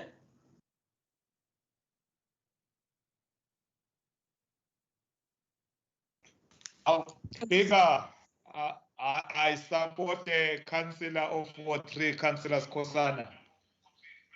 Thank you. Councillor Skosana.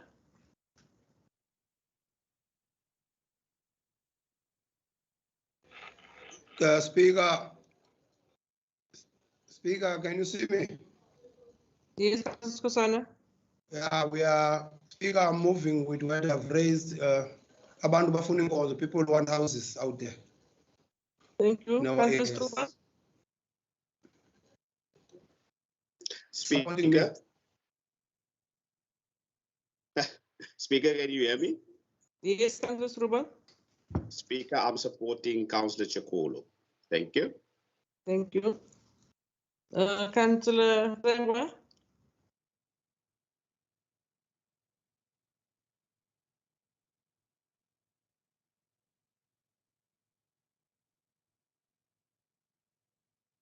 Councillor Rengwa.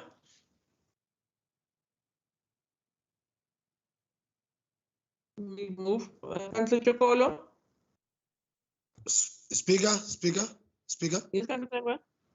Speaker, my vote is very clear. Speaker, I'm voting for Mr. Petuna to continue acting as our acting director. Speaker, thank you very much. Thank you. Councillor Chakolo. Yes, Speaker, I'm voting for the recommendation that I make, that we go for secondment. Thank you. Executive Mayor.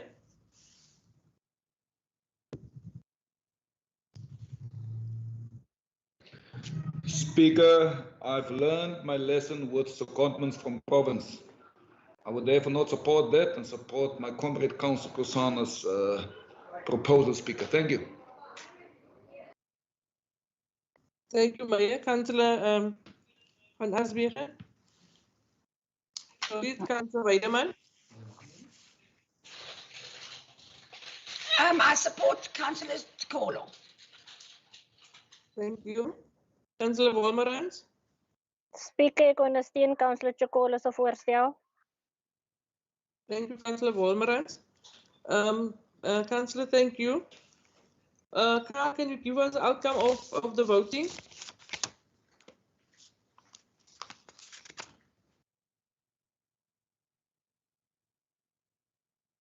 Thank you, Madam Speaker. Non-council. Speaker, there's a hand. Carry on. Yes, Carl. Thank you, Madam Speaker. 9 councillors voted for the proposal of Councillor Tukolo, as was seconded by Councillor Lopes, and 12 councillors voted for the proposal of Councillor Skosana, as was seconded by the Deputy Executive Mayor. The resolution is thus A, stay the same, and B, that Mr. Lindile Petuna be appointed for 6 months. Director, Integrated Human Settlement. Thank you, Carl. Councillors, we have now done with that item. We are now on the items. Point Speaker, number sorry, my hand Yes, is up. Legal. Sorry, Speaker, I just wanted to state, and I do see that Mr. Matthias hasn't captured the minutes as such, but we do not require the concurrence of the MEC for local government for the 6-month extension. Thank you, Speaker. Okay. Thank you. We just take that from what Councillor Skosana said out. Councillor, we then on point number 7, consideration of motions. Councillor Deputy Mayor, your hand is up.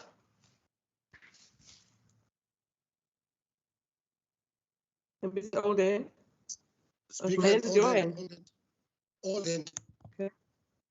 Point number 8, consideration of questions. There your hand goes up again. Timaya? Let's just assume it's all hand. Point number 9, consideration of motion of urgency. Francis Kosana. One question, Speaker, first, before consideration of my motion of exchange. Can I speak to number 8? Please, I did raise my hand. Speaker, I just want to double check, when are we getting our new phones? And 2, Speaker, when are we getting the new legislative books? Because these books are old. We need new ones now. As my lawyer just corrected me, he always correct me in that one, that the 6 months, we don't need now the MEC concurrence. When are we getting those books? We will be clear in terms of legislature. When we code, at least we code correctly. Thank you, Speaker.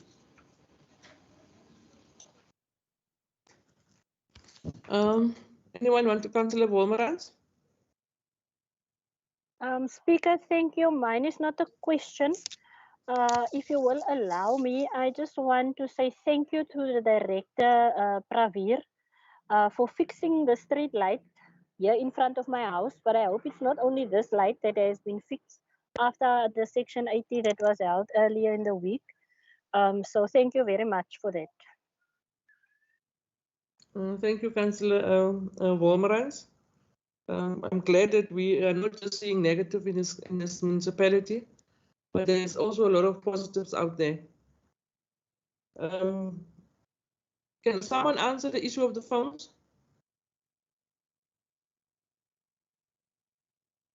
CFO? My hand is up, Speaker. Yes, Director. I will respond. Speaker, we are having challenges with Vodacom, which was the preferred service provider or the appointed service provider to provide cell phones.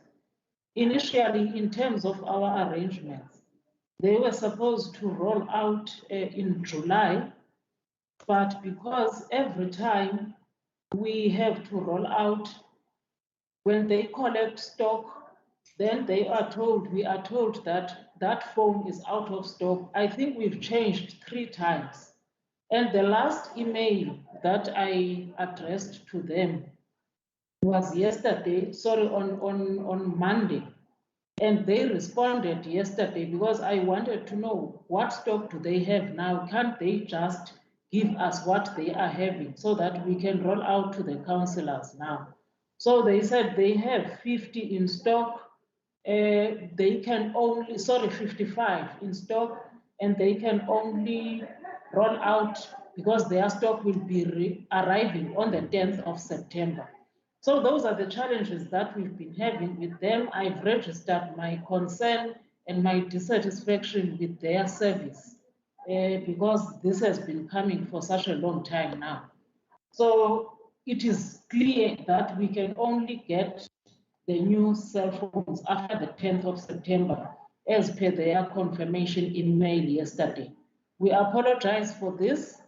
We even considered re-looking at the contract, but unfortunately we are at this stage now. It would mean we would have to cancel everything and start afresh.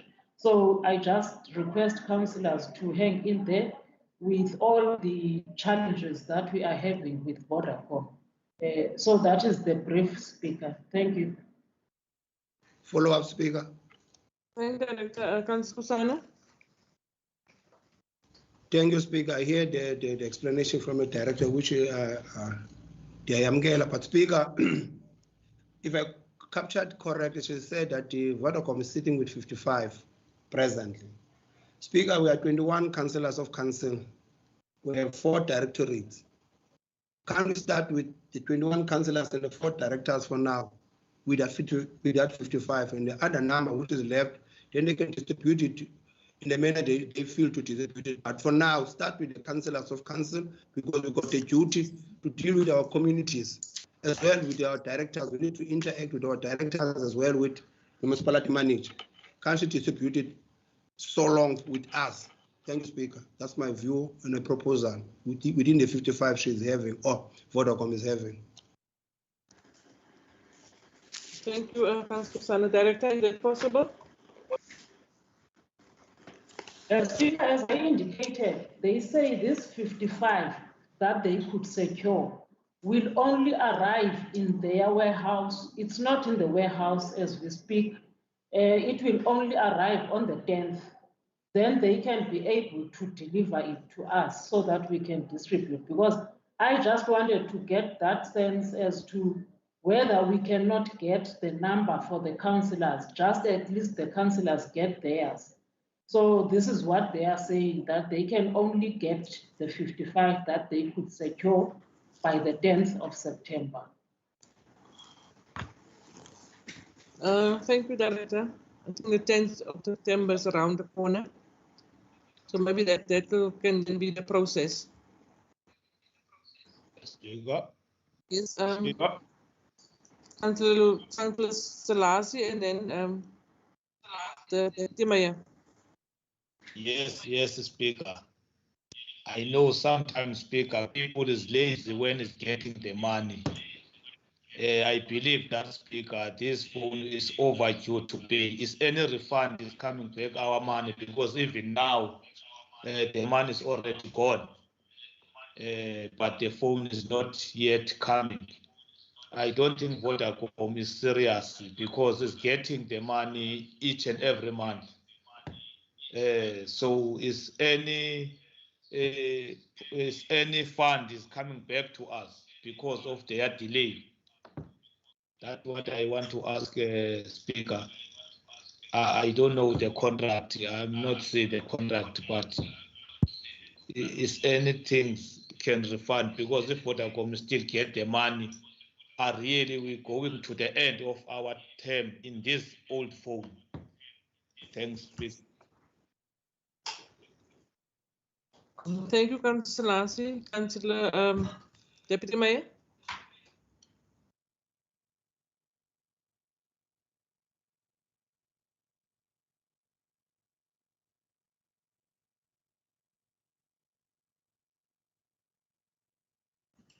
Deputy Mayor, that's an old end. Okay, Director, can you answer Councillor Selassie? Speaker, in terms of the agreement, I'm not sure if there is a clause covering a refund because we are still continuing to get the minutes and the data from Vodacom.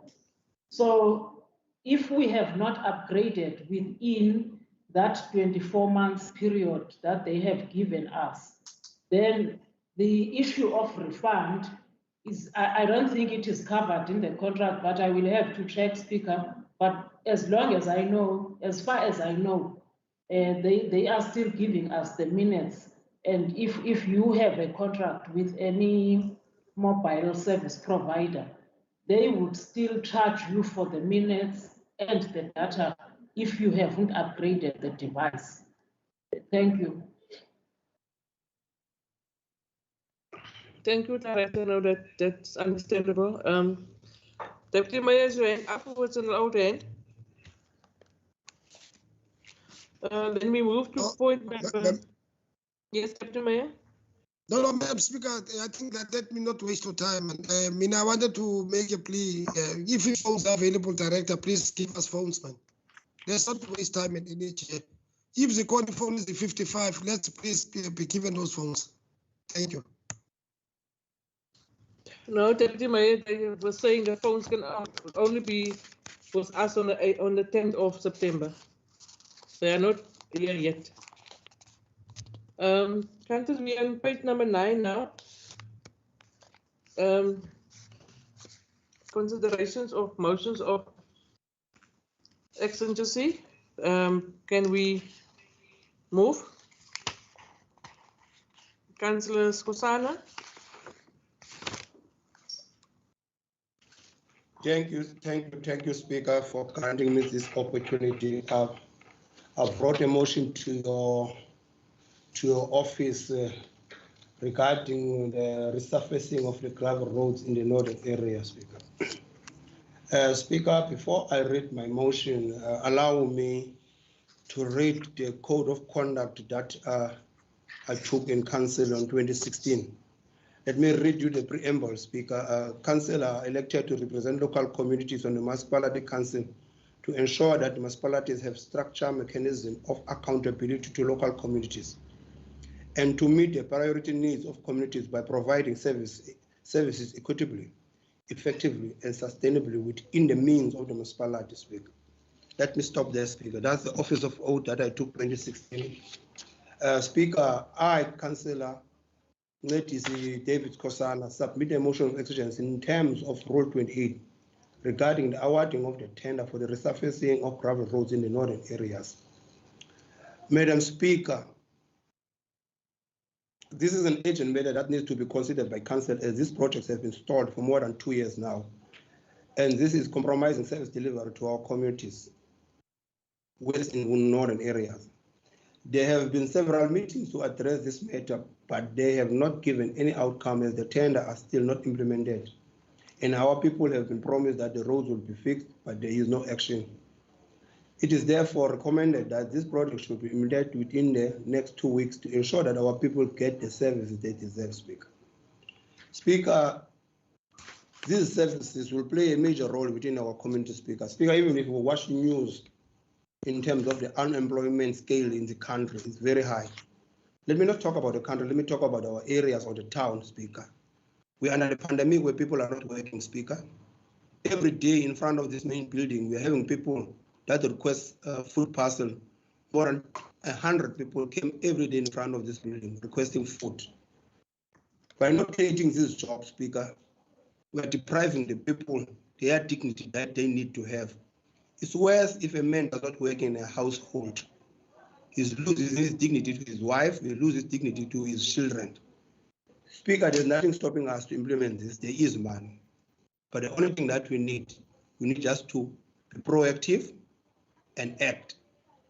Unless otherwise, people will convince me that what we don't need to do this project so that our own people can work. And we made commitment, and the municipality in Niger will be one of the institutions that we must create jobs. People know better who used to be in Niger in those days, that they used to have Tizen in Niger. People used to work at Tizen. There's no work in Niger anymore. Restaurants have closed, hotels have closed, or they take 1 or 2 people, Speaker. Go to George Rex, you'll see people standing close to the robots. Quick Spa, Speaker. It's not nice, Speaker. I'm saying I'm moving that. Let's start this project within 2 weeks. Thank you, Speaker.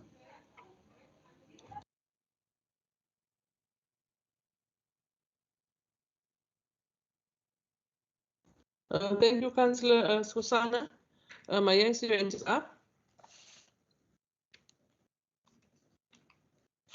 Okay, yes, thank you very much. I'm not quite whether Councillor Skosana is finished, but if Councillor Skosana is finished, Chair, you remember I've raised this issue earlier with you about the garden refuse site. I just need to inform councillors about the process we need to follow in future to make sure that we don't end up in a mess again. Thanks, Speaker. Councillor Kraut.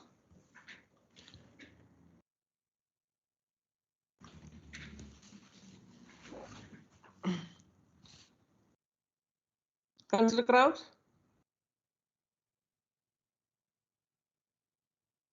Councillor Skosana. Yes, Speaker. Speaker. I need a second for your. No, the TM have raised his hand. The councillor in waiting has raised his hand. No, Speaker, thank you very much, Speaker. Speaker, I want to second the motion tabled by Councillor Skosana.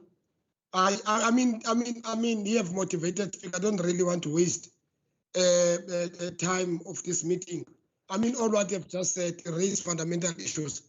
You know, I'm in support, and I just hope the administration would really expedite this particular issue. We really need a company within these 2 weeks, which is stipulated here. Thank you very much, Speaker.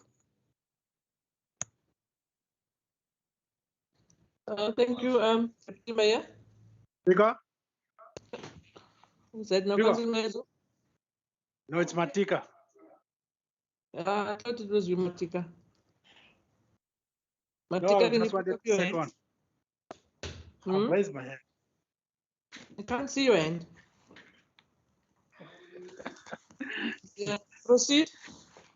No, we can proceed, but I just wanted to raise and apologize. There are a lot of people outside who are looking for food parcel, are fighting there with officials, so I was asked to go and intervene. So I support the motion. Thank you. I think, yeah, thank you, Councillor Matika.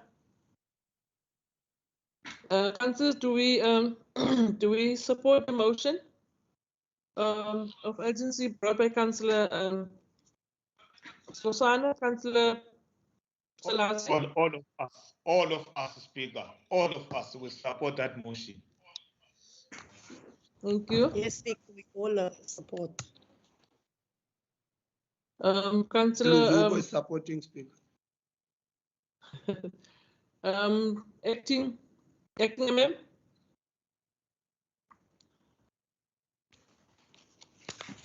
Yes, Speaker, in terms of the rules, in terms of Rule 28, if the motion is then supported, then it can continue to be dealt with by the council. But I think in terms of what had been indicated earlier in the earlier discussions, when the rollover budget was discussed, the Director Infrastructure gave extensive response in as far as the SCM processes are concerned. Yeah, I think this, I mean, just 2 food parcel. Let me. Wanna do those one? May just mute Councillor Matika here. Yes, thank you. Director, you can continue. Yes, Speaker. Now, in terms of this project, the Director Infrastructure had already indicated earlier on that there are SCM processes that need to be dealt with since this contract has been terminated, because a contract had already been signed with the service provider. Now we have to undertake new processes, but we now have to shorten the period to ensure that this project is carried out as speedily as possible. Director, can I just ask something on the issue of the tender? So legally, have you now, was there any consequences to this tender? Because I think they had they broke the agreement. I would say agreement with the municipality now. What legally what is happening in this case? Okay, Madam Speaker, I will ask Legal Services Manager to chip in there because there is a process that was undertaken legally. So I would ask her to just briefly advise you of that process. Thank you. Thank you, Director. Ms. Paulson? Thank you, Speaker. Speaker, our first letter that we have addressed to the contractor that was appointed IR Projects, we placed them on terms following receipt of an electronic mail from them advising that they are no longer capable of proceeding with the contract. We informed them that the municipality cannot, unfortunately, not accept their withdrawal from the contract. They've already signed an offer and the municipality has accepted. The tender has been awarded to them. We put them on terms and said that they need to be on site by the 5th of August. And that they need to remedy whatever breach they have committed. We also expressly informed them that the municipality reserves its rights to claim whatever damages, either in terms of contract amount or damage to our infrastructure from them as a result of their repudiation. We have reiterated those advices to them in our letter that was sent to them on on Monday. So we have informed them, Speaker, and it is within, that's one of the remedies available to the municipality in the event that we have suffered any damages as a result of their repudiation of contract. So we are still waiting for their response.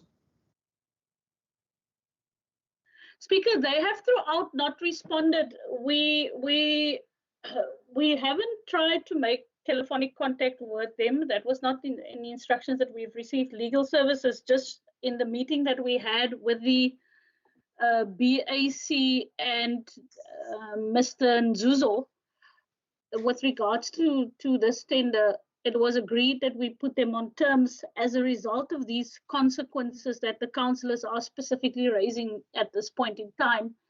And they have yet to respond. We haven't received any responses from them to any of our electronic communications that we have sent to them.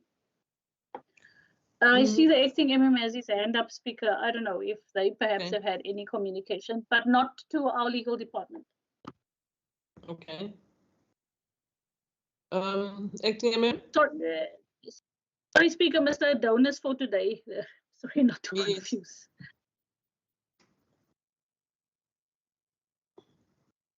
Speaker, did you recognize me? Yes, yes. Thank you, Speaker.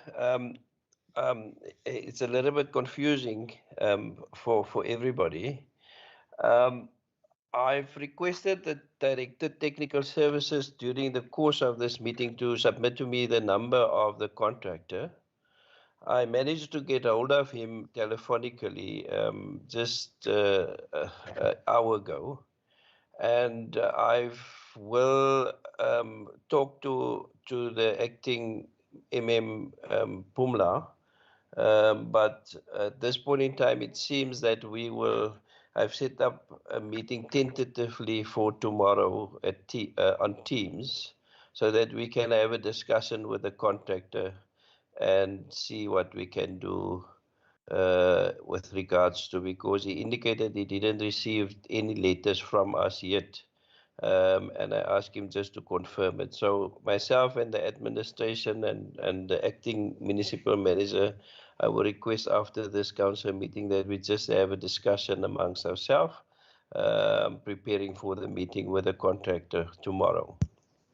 Thank you, Speaker. Thank you, acting MM.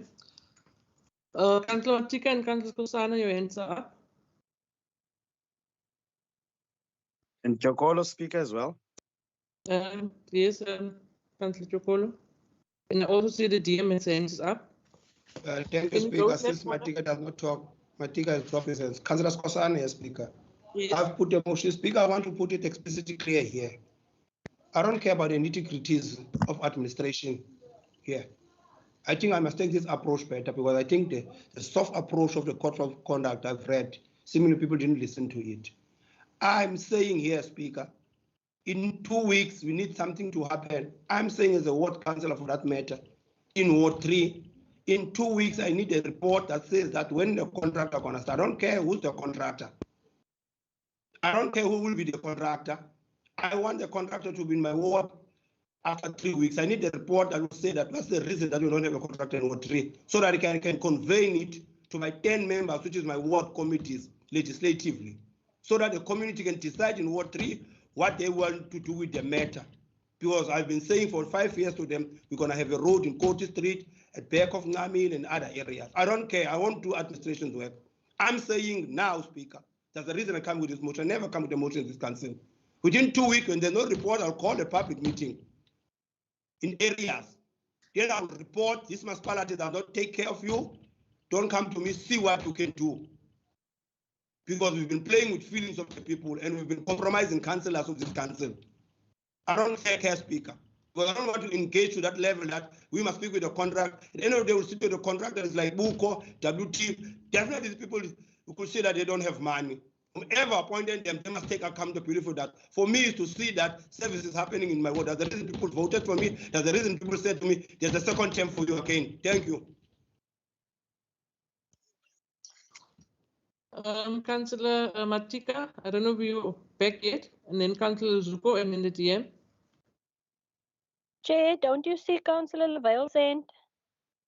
No, Councillor Conference, I will. Let me just check here. Okay, yes. You will go after Councillor Zuko then.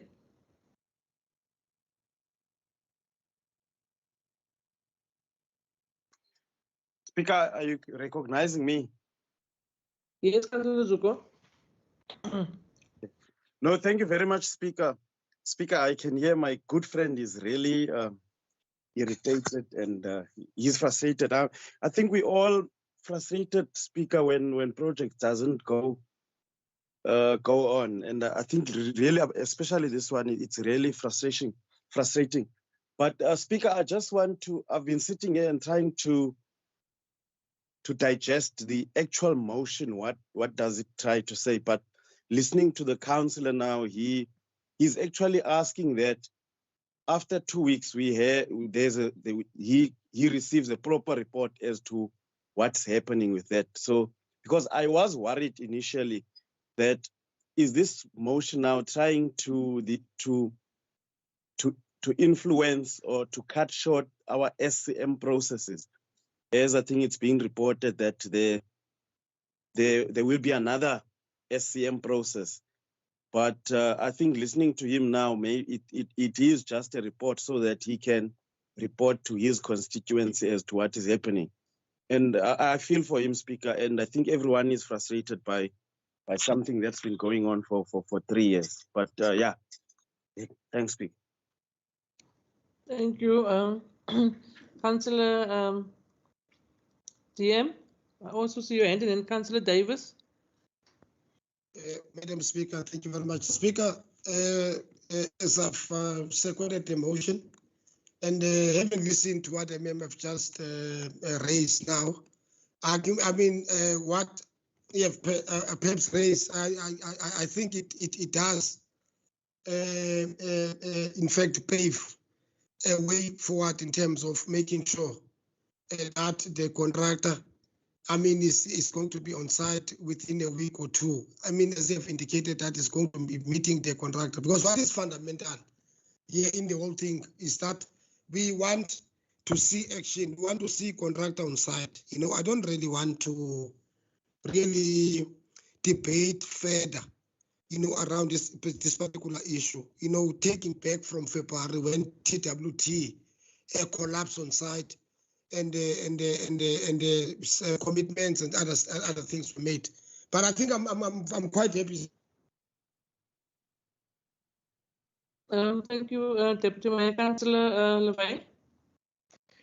Madam Speaker, I've been covered by the two previous speakers. The acting MM did say that they are going to look into it. And yeah, because there's no way that we can put in a motion of exigency and, you know, there's supply chain process, etc. But then the acting MM then said that they will make a plan to sort it out. So I think, you know, Madam Speaker, we need to just, you know, move on. It's at the attention of the acting MM so that we can conclude the meeting today. Thank you. Thank you, Councillor Levine. Councillors, can we now move? I think there's two hands. Councillor Matika, you're coming back now. It's on a new hand or an old hand.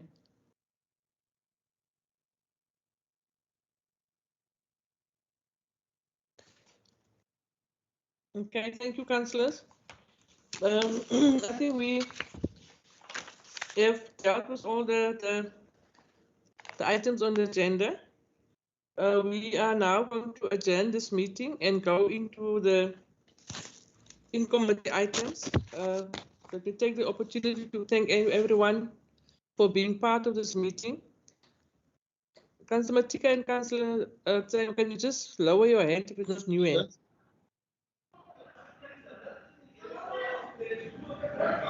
Sorry, Maya, my apologies. You have asked to address council on the issue of the dumping site. Can I just ask? Let me just mute people here. I think they are muted. Yes, sorry, my apologies, Maya. You can carry on your briefing. Speaker, no, thank you very much. I was just going to ask you just give me 2 to 3 minutes because there was a real commotion outside the office here. So it seems to me it's a bit quiet now. I'll come back to you if it's necessary. Speaker, yes, yesterday you remember there was a fire that started again at the garden refuse site. And I've conveyed to council certain processes we need to put in place to deal with it. Councillor Bester, thank you very much for the concerns that you also raised. I therefore, Chair, ask we had a meeting this morning. The director and his managers, I've liaised with the portfolio councillor, Councillor Salas, in this regard also. Chair, so what I'm going to do quickly, Chair, is just to put on the screen, and I hope councils will be able to see it. On the screen, Chair, let me just quickly go down and find it.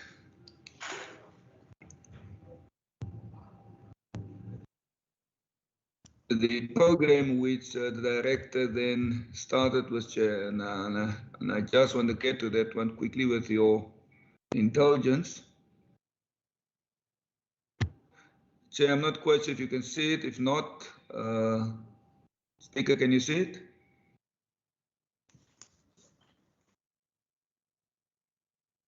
Speaker, can you hear me? Yes, Maya. I just need to find out whether you can see the one I've just tried to show you. It is called the mitigation plan. Can councillor see it? Speaker? No, Maya. There you go. Is it? Thank you, councillor. Yeah. Speaker? No, there was dogs barking, Maya. I was just saying they need to just control the dogs. Okay. Okay, Speaker, so that is the program. You can see that the director, and I need to thank the director, it's not my work, it's his work. They've done a stellar job in his department. It is about the decommissioning must commence before the 1st of January 2025. So that's the first point, and the license is valid until the 5th of January. The license can be reviewed at any time after commencement. So what they did, and I went through it, they divided it into 3 operational activities. It will be a short-term measures, a medium, and then long-term measures. On the short-term measures, Speaker, let me just go back up again there. Firstly, to amend the hours to ensure that operational site issues be sorted before the end of the day. And the reason for that, Chair, is that people come there and even 6 o'clock in the evening, they still want to dump. It doesn't then give the officer the opportunity to sort these things out and deal with it, actually to prepare for the next day. And it becomes a problem. So it will be, therefore, proposed hours will be between 9 and 3 o'clock from Monday to Friday. And it will be closed on Saturdays, Sundays, and public holidays. It will be manned by law enforcement, Chair. Manned by law enforcement and security. So there will be access to at the gate in future. So there will be gate control that people that just going there and dump at any time. The gate control is to ensure that only permissible waste to be allowed in the site. Any specific vehicle will only be allowed to enter facility 3 times a day. So those are all the short-term, Chair, which they want to embark on, Chair. Wat the hell do ek nou? Ek lees so ver hard op die man en hier is ietsie van overchange wat ek net moet afhaal is. Okay, there we go. Then I can go down here. So, Chair, then, as I said earlier, it will be a planned equipment, access control, planned equipment at TLB. There should also be a chipper be on site, Chair, to reduce the volumes, because when I went yesterday, Chair, a lot of these things are branches and trees, and it was lying all over the street. You don't have access to that facility. Then, Chair, there will also then be a scheduled meeting with the garden services within the Nice Municipal Area, because they are the people primarily responsible for what's happening up there. Then, Chair, there was mention about tariffs. No tariffs are currently being charged at the facility, with the municipality incur its cost on staff. That should be reviewed and implemented as part of the next financial year, that we ask people tariffs for that usage of that facility. And then the closure of the facility must be done in accordance with recognized and civil engineering practices, with special consideration to stabilize and the stability and the preservation of erosion, Chair. Dumping of waste on the platform, there's now going to be 4 blocks, Chair, as suggested by the fire chief, so that it's easy for them to control from a fire perspective. Then, Chair, a temporary closure for today and tomorrow, the 2 days. So there will be an anticipated opening on Friday, the 27th of August. Chair, then medium terms. Our current front end loader is broke somewhere at the repair place, and the cost thereof is 300,000 rand just to repair that front loader. Chair, then the garden service, we encourage garden service to chip on site instead of just diverting the waste to the old garden refuse site. That will be part of our discussion. That rather on the side they chip these things. Targets for the diversion of green waste from landfill based on the norms and standards for the diversion of the waste from landfill. The DA in 2013, that will be the Department of Environmental Affairs, for 50% by 2023 and 100% by 2027. The long-term message is quite simple. We must call for proposals for a public-private partnership. The Samola facility that has been used during the 2017 fight is a possibility, since approval was granted for the disposal of builder rubble with the aim to create platforms for the composting facility. Closure designs, the closure design should be prepared for the facility in order to get approval from Environmental Affairs. The current estimate cost for that would be in the order of 10.5 million. Chair, that's in short the operation activities that we're going to implement on that garden refuse site, is because it's becoming, as Councillor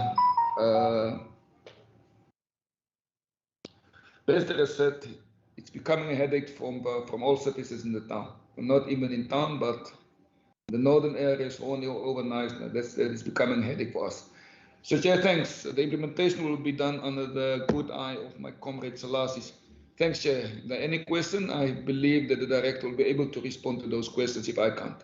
Thanks, Chair.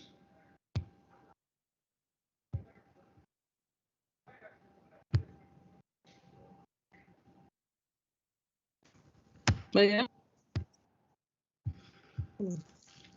Speaker, yes, no, I'm finished. Yes, I'm finished. Are you done? Okay. I'm done. I hope that all of you heard me. Yes, we did. I just need, maybe before the other councillors, I just need to ask one question, Mayor, because I think the primary problem at the dumping site is that there's no security there. So if that is in place, then I think we can then maybe we'll be able to handle the issue of the setting the place on fire.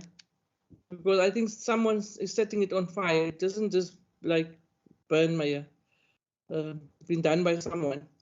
So I think if we've got that in place, Mayor, and we got operational systems are also in place, and then I think we can handle it more better. So I'm fine with this what's in front of us. Councillor Zuko, and your hand is up. Yes, Speaker. No, mine, I don't have a question on this. Mine was just before we move to the other agenda, Speaker. I wanted to go there if we finish with this.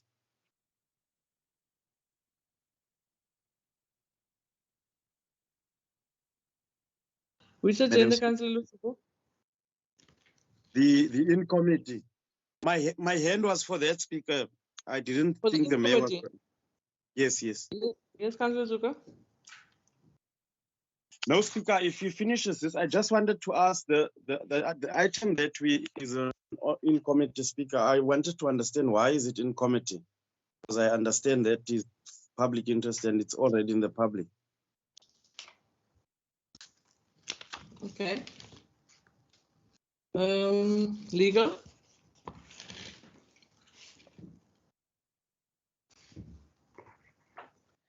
Chairperson, is that the in-committee item? Can you just remove your screen? The thing that you put on the screen? Madam Speaker, my hand is up. Yes, Councillor Sabah. Matika's hand is also up, Speaker, on what Mayor was saying, not on this Chokolo thing. Then Councillor Matika, can you raise yours thing over the Mayor? Mine is And then we will come back to the legal.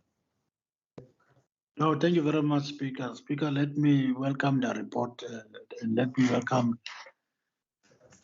what has been done by the chairperson and his team in the directorate as well as the mayor, because really we need to have a solution, and it's clear that they are bringing a solution as much as it's a long term, it's not a short term solution, but there are challenges. But let's welcome that report, Mayor. Thank you very much. Thank you, Councillor Matika. Councillor Sabah, are you on that issue? Yes, I am, Madam Speaker. Thank you. Go, Councillor. Thank you, Madam Speaker. Yeah, this has been a long time coming, and I want to say thank you very much for the report. Two queries I wish to raise. One is, when is the proposed meeting going to take place with the garden services? And secondly, will this report be circulated to the councillors so that we can consider it in its entirety and then be able to respond appropriately? Thank you. Thank you, Councillor Sabah. Can I get legal then to respond to Councillor Chokolo?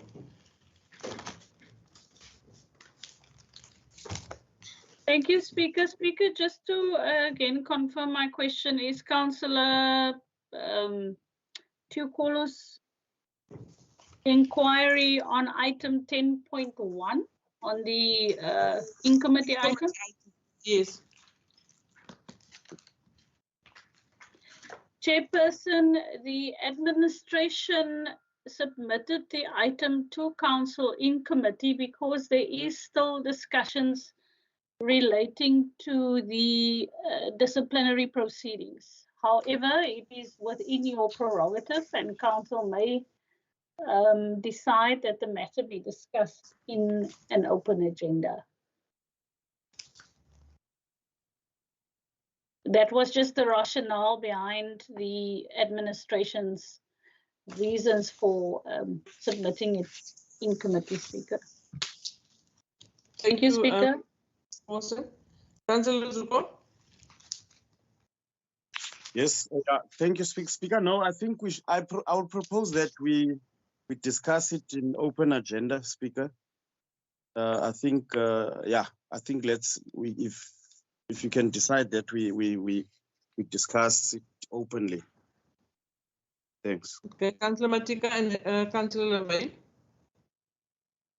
Thank you very much. Finally, Chokolo, I'm sure you are happy now. Now you want us to discuss I want to support that. Let's discuss in the open agenda. We've been saying this for quite some time. Yeah, I think it's a public knowledge now, and let's take it to the public.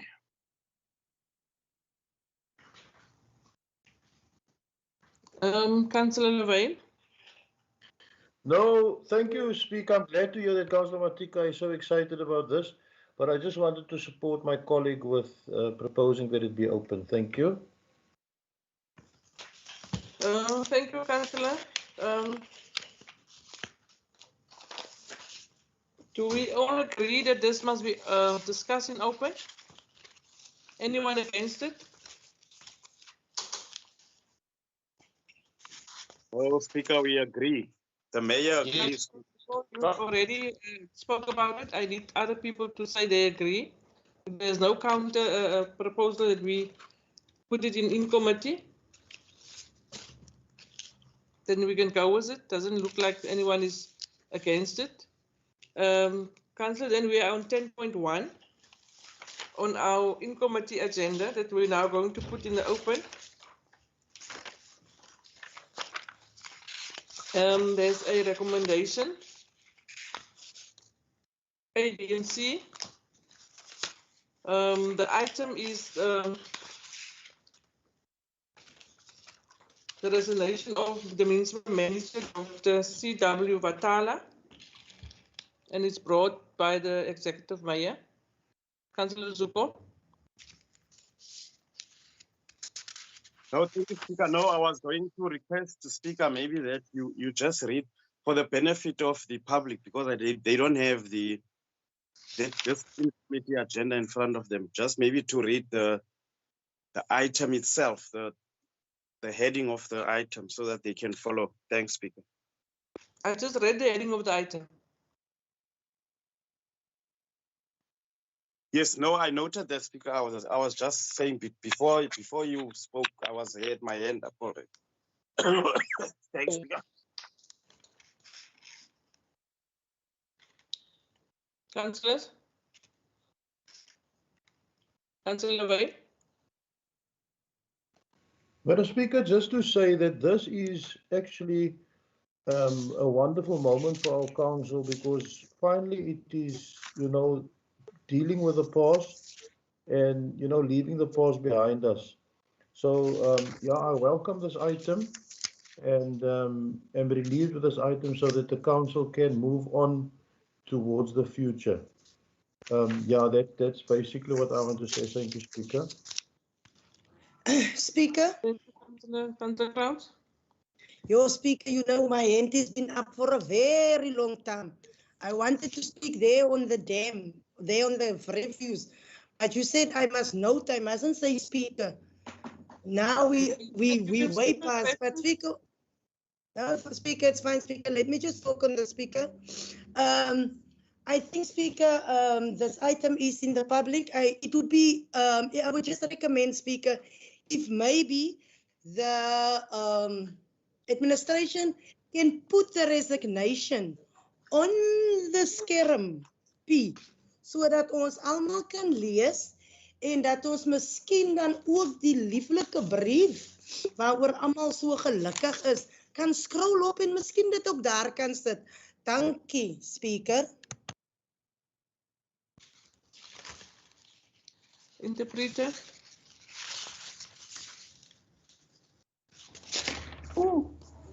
Speaker, could your administration please put the reservation letter on the screen so that we all can see and read why everyone's so excited about? Thank you, Speaker.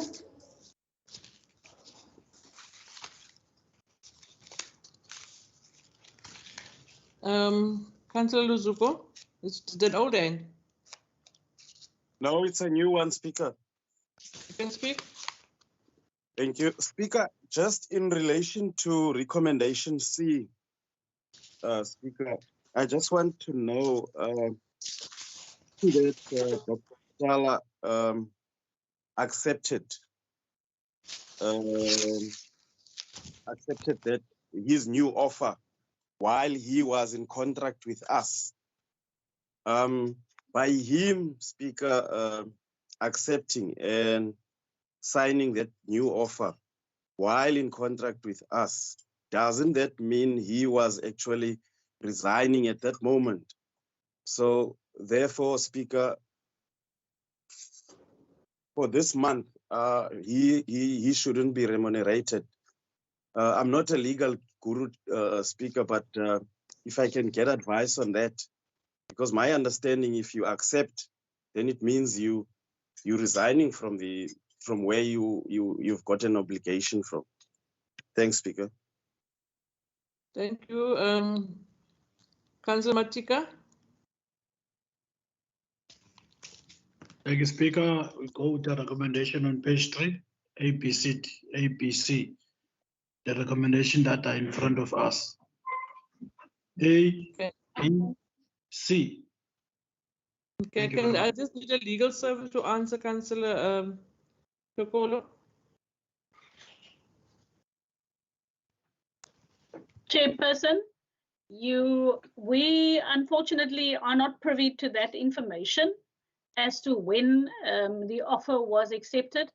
But should council, from what is in front of us, should council accept the resignation with immediate effect, then the last day of employ of Dr. Vitala would be the 20th of August 2021.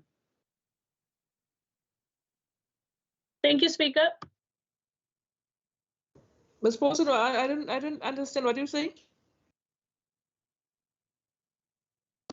Speaker, if council accepts the resignation with immediate effect, the date of termination of service would be the 20th of August 2021. That's the date of the resignation letter. Yes, and then? I said we are not privy to any other information, Speaker, but remember, even if Dr. Vitala accepted, he still needs to commence with employment, and from the content of his letter, I think it's safe to conclude that it would be as of 1st September that he will be starting at the new municipality.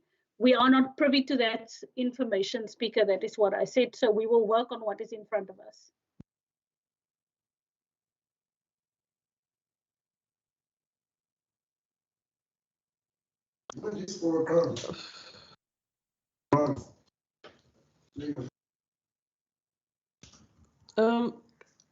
So are you saying that Councillor, because Councillor Luzuko was asking on the recommendation C, so we still need to pay him some money? That would be correct, Speaker. Okay. Councillor Tukolo was asking with regards to the offer and acceptance and when Dr. Vitala is commencing employment. Speaker, I'm saying we cannot debate on what is not in front of us and information to which we are not privy to. So we will work on the resignation date, which is 20 August 2021, if council accepts that resignation with immediate effect. And if there are any other matters relating to the remuneration, council will then, as in recommendation C, authorize the municipal manager to conclude those matters. Thank you, Ms. Paulson. Councillor Zuko, are you covered?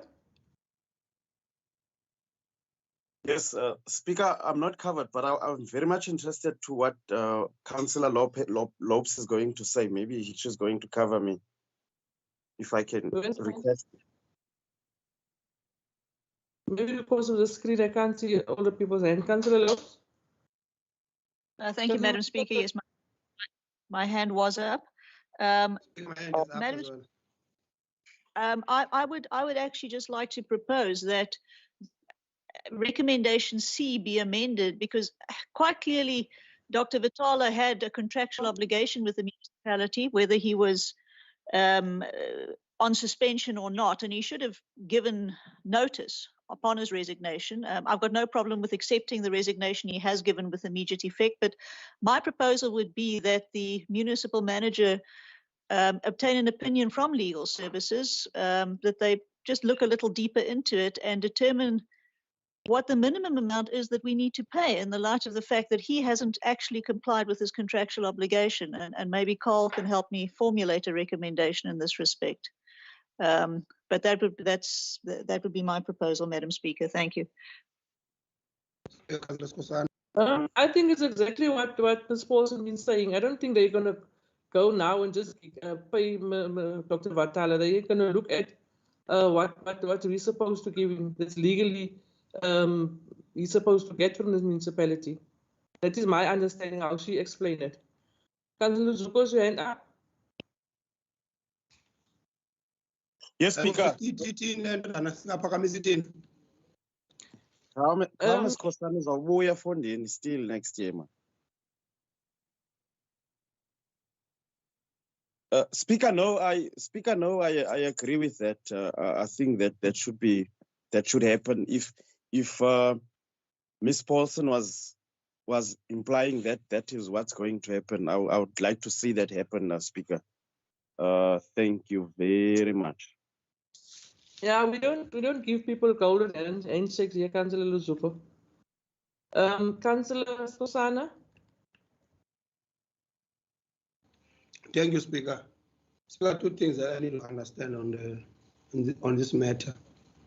One, how did it happen that this matter get outside there in the public domain before it came to council? It's always it's a green page item, then we need to discuss it to get it on a white page. How did it happen? Because it was all overnight. How did it happen? Two, Speaker. Legally, Speaker, this is not a caucus, this is a meeting. Here we got a team of legalists, which is your tourists, who will advise us legally the steps that we need to move on. Here we cannot be managed to told that we must listen to Councillor Lopez. This is not a DA caucus, this is a council meeting which is been guided by you. Tuli never misled us legally. So speak, speak. Now we must not wait here. People will just come here and say that, let me first speak and listen to Councillor Lopez, then after that I'll take his take. While legal is what advisor. Then we must say that we don't want legal manager in our meetings. Speaker, let's control our meeting. Thank you. Thank you, Councillor Skosana. Councillor Matika. My hand is up, Speaker. Speaker, Councillor Naki. Speaker, I think I maybe didn't hear me. I've moved for recommendations A, B, and C. Yes, we did. I must give people a chance to also. Yes, and also it's just a pity that there is no recommendation D, which would have said that in all of this case we have spent about, this is the amount we have spent in this case. We must just note it. Thank you very much as wasteful expenditure. Otherwise, thank you very much. Let's note the recommendation. Councillor Naki. Nkosi Speaker. Uthi Luzuko uyabhayiza. Luzuko. No Lopez ababini. Ndiyathetha Speaker andivakali? Ungathetha kuna. Okay. I-DA mayike imamele, ndiyaqala ukumva namhlanje mna Miss Pauls ethetha into eyinyaniso ngakule case kaVatala. Bayivile bebejabule. Yintoni ngoku abasayifunayo? Yintoni abayifunayo kuVatala? uVatala uhambile. Yintoni enye into abasayifunayo? Investigation yantoni le bayifunayo? Kuba Speaker masihambe ne-recommendation le ngoba kaloku imiphefumlo yabo igcobile ngoba kaloku uphumile uVatala ebomini babo. Yintoni ngoku le basayifunayo into abamayiphandwe? Nilumke. Ngakumbi wena Luzuko usandunceda izolo. Thank you, Councillor Naki. Councillors, we are going with recommendation A, B, and C. May we have that interpreted, please? Which one, Councillor? What council? Interpreter, sorry. My apologies, Councillor Sabah. I thought you were Joe. Accepted. Interpreter. Thank you, Madam Speaker. Councillor, she wants to know what they want, actually, what they want from Mr. Dr. Vatala, because Melanie Posa already explained everything, but how the whole thing went out. And now she wants to know why aren't they happy, because they're supposed to be happy now that they all finally got rid of Dr. Vatala. What do they actually want now? Thank you, Speaker. Thank you. Councillors, thank you. Let me take this opportunity to thank everyone who was part of the meeting. I see a lot of hands. I'm not going to entertain anyone. Thank you for officials. Speaker, but my hand was up long time ago. Are you going with the recommendation, Councillor Crouch? Speaker, I just want to say it would have been also nice if we could have noted in this recommendation that Dr. Vatala went freely and was never found guilty, and also if there could have been also an apology on that matter, if that would have been also, it would have been nice, but it's just a pity it is also not included in this recommendation. Thank you, Speaker. Thank you, Councillor Crouch. We go with the recommendation in front of us. Yes, Speaker. Councillors, thank you for attending the meeting. Thank you to our officials. Speaker, thank you for the public. Councillor Crouch. Thank you, Speaker. Speaker, I don't want to speak. I know it is on adjournment, Speaker. I just want to say, Speaker, there was a meeting scheduled for after the council meeting. The relevant directors and councillors can just please check their emails. Thank you. Okay, thank you. Thank you for the public that were able to be part of the meeting, to tune in.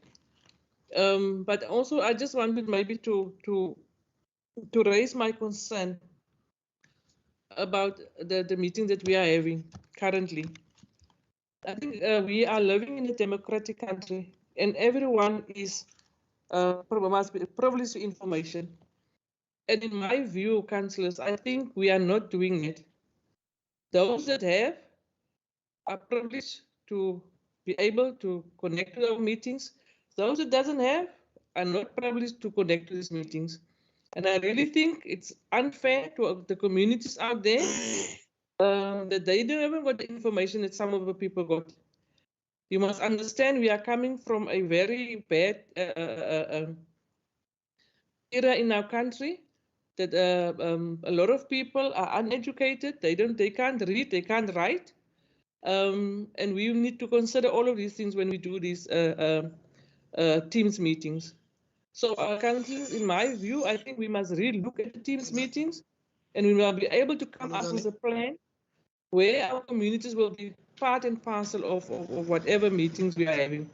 Even if we are saying that some of those people can go by the protocol of COVID. Mama, Councillor Tsengwa, can you mute yourself? Thank you. Smiley. So that they can be part of these meetings. If that is the way we decide to go in this council, because whenever we want to call a meeting, then people say they can't be able, they're not able to join the council meeting in person. They can only join it on Zoom. Maybe for some of us it's fine. Our people where we present in our wards, they are fine. They can be able to be part of it, but sadly, councillors, the majority are not able to do that. So I think that is something we need to discuss as this council and come up with a plan. How are we going to do it? Because I think this thing is going to hit us very hard, especially ward councillors. I think they are the ones that's going to be in trouble. I just thought I must mention that today to everyone. Councillors, I think we can now adjourn this meeting. And we will see you then in another meeting if everyone has checked their emails. Thank you so much for everyone that attended this meeting. This meeting is now adjourned. Thank you, Speaker. Matika. Smiley, incoming mayor. Incoming mayor. Incoming mayor, Smiley. Smiley. 3-0, Smiley. What exactly? 3-0. 3-0, Smiley. Yes, Smiley, 3-0. Smiley, 3-0. 3-0.